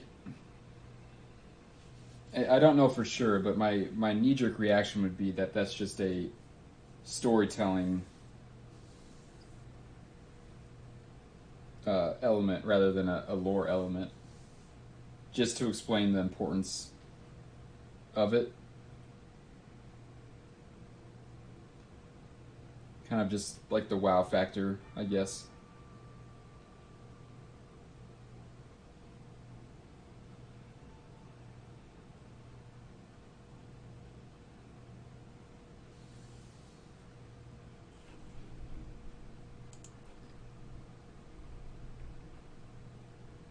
Well, guys, I think I'm going to end it here. Thanks, everybody, for hopping on and taking the time to comment and all that kind of stuff. I really do enjoy it. And I'll be back on tomorrow. We'll just kind of continue doing what we're doing. I'll find that the hexagon thing in that book, and yeah. You recognize your madness and do you admit it? Oh, Recognize your madness and do you admit it? Yeah, I will definitely check it out, dude. That sounds right up my alley, so I'll do that, and then hopefully you guys come back tomorrow. It'll be about the same time, so anyways, if you haven't already checked out my lore videos, just dropped one a couple days ago that I think you guys would like, and in the process of making more. So thanks for all the support, guys.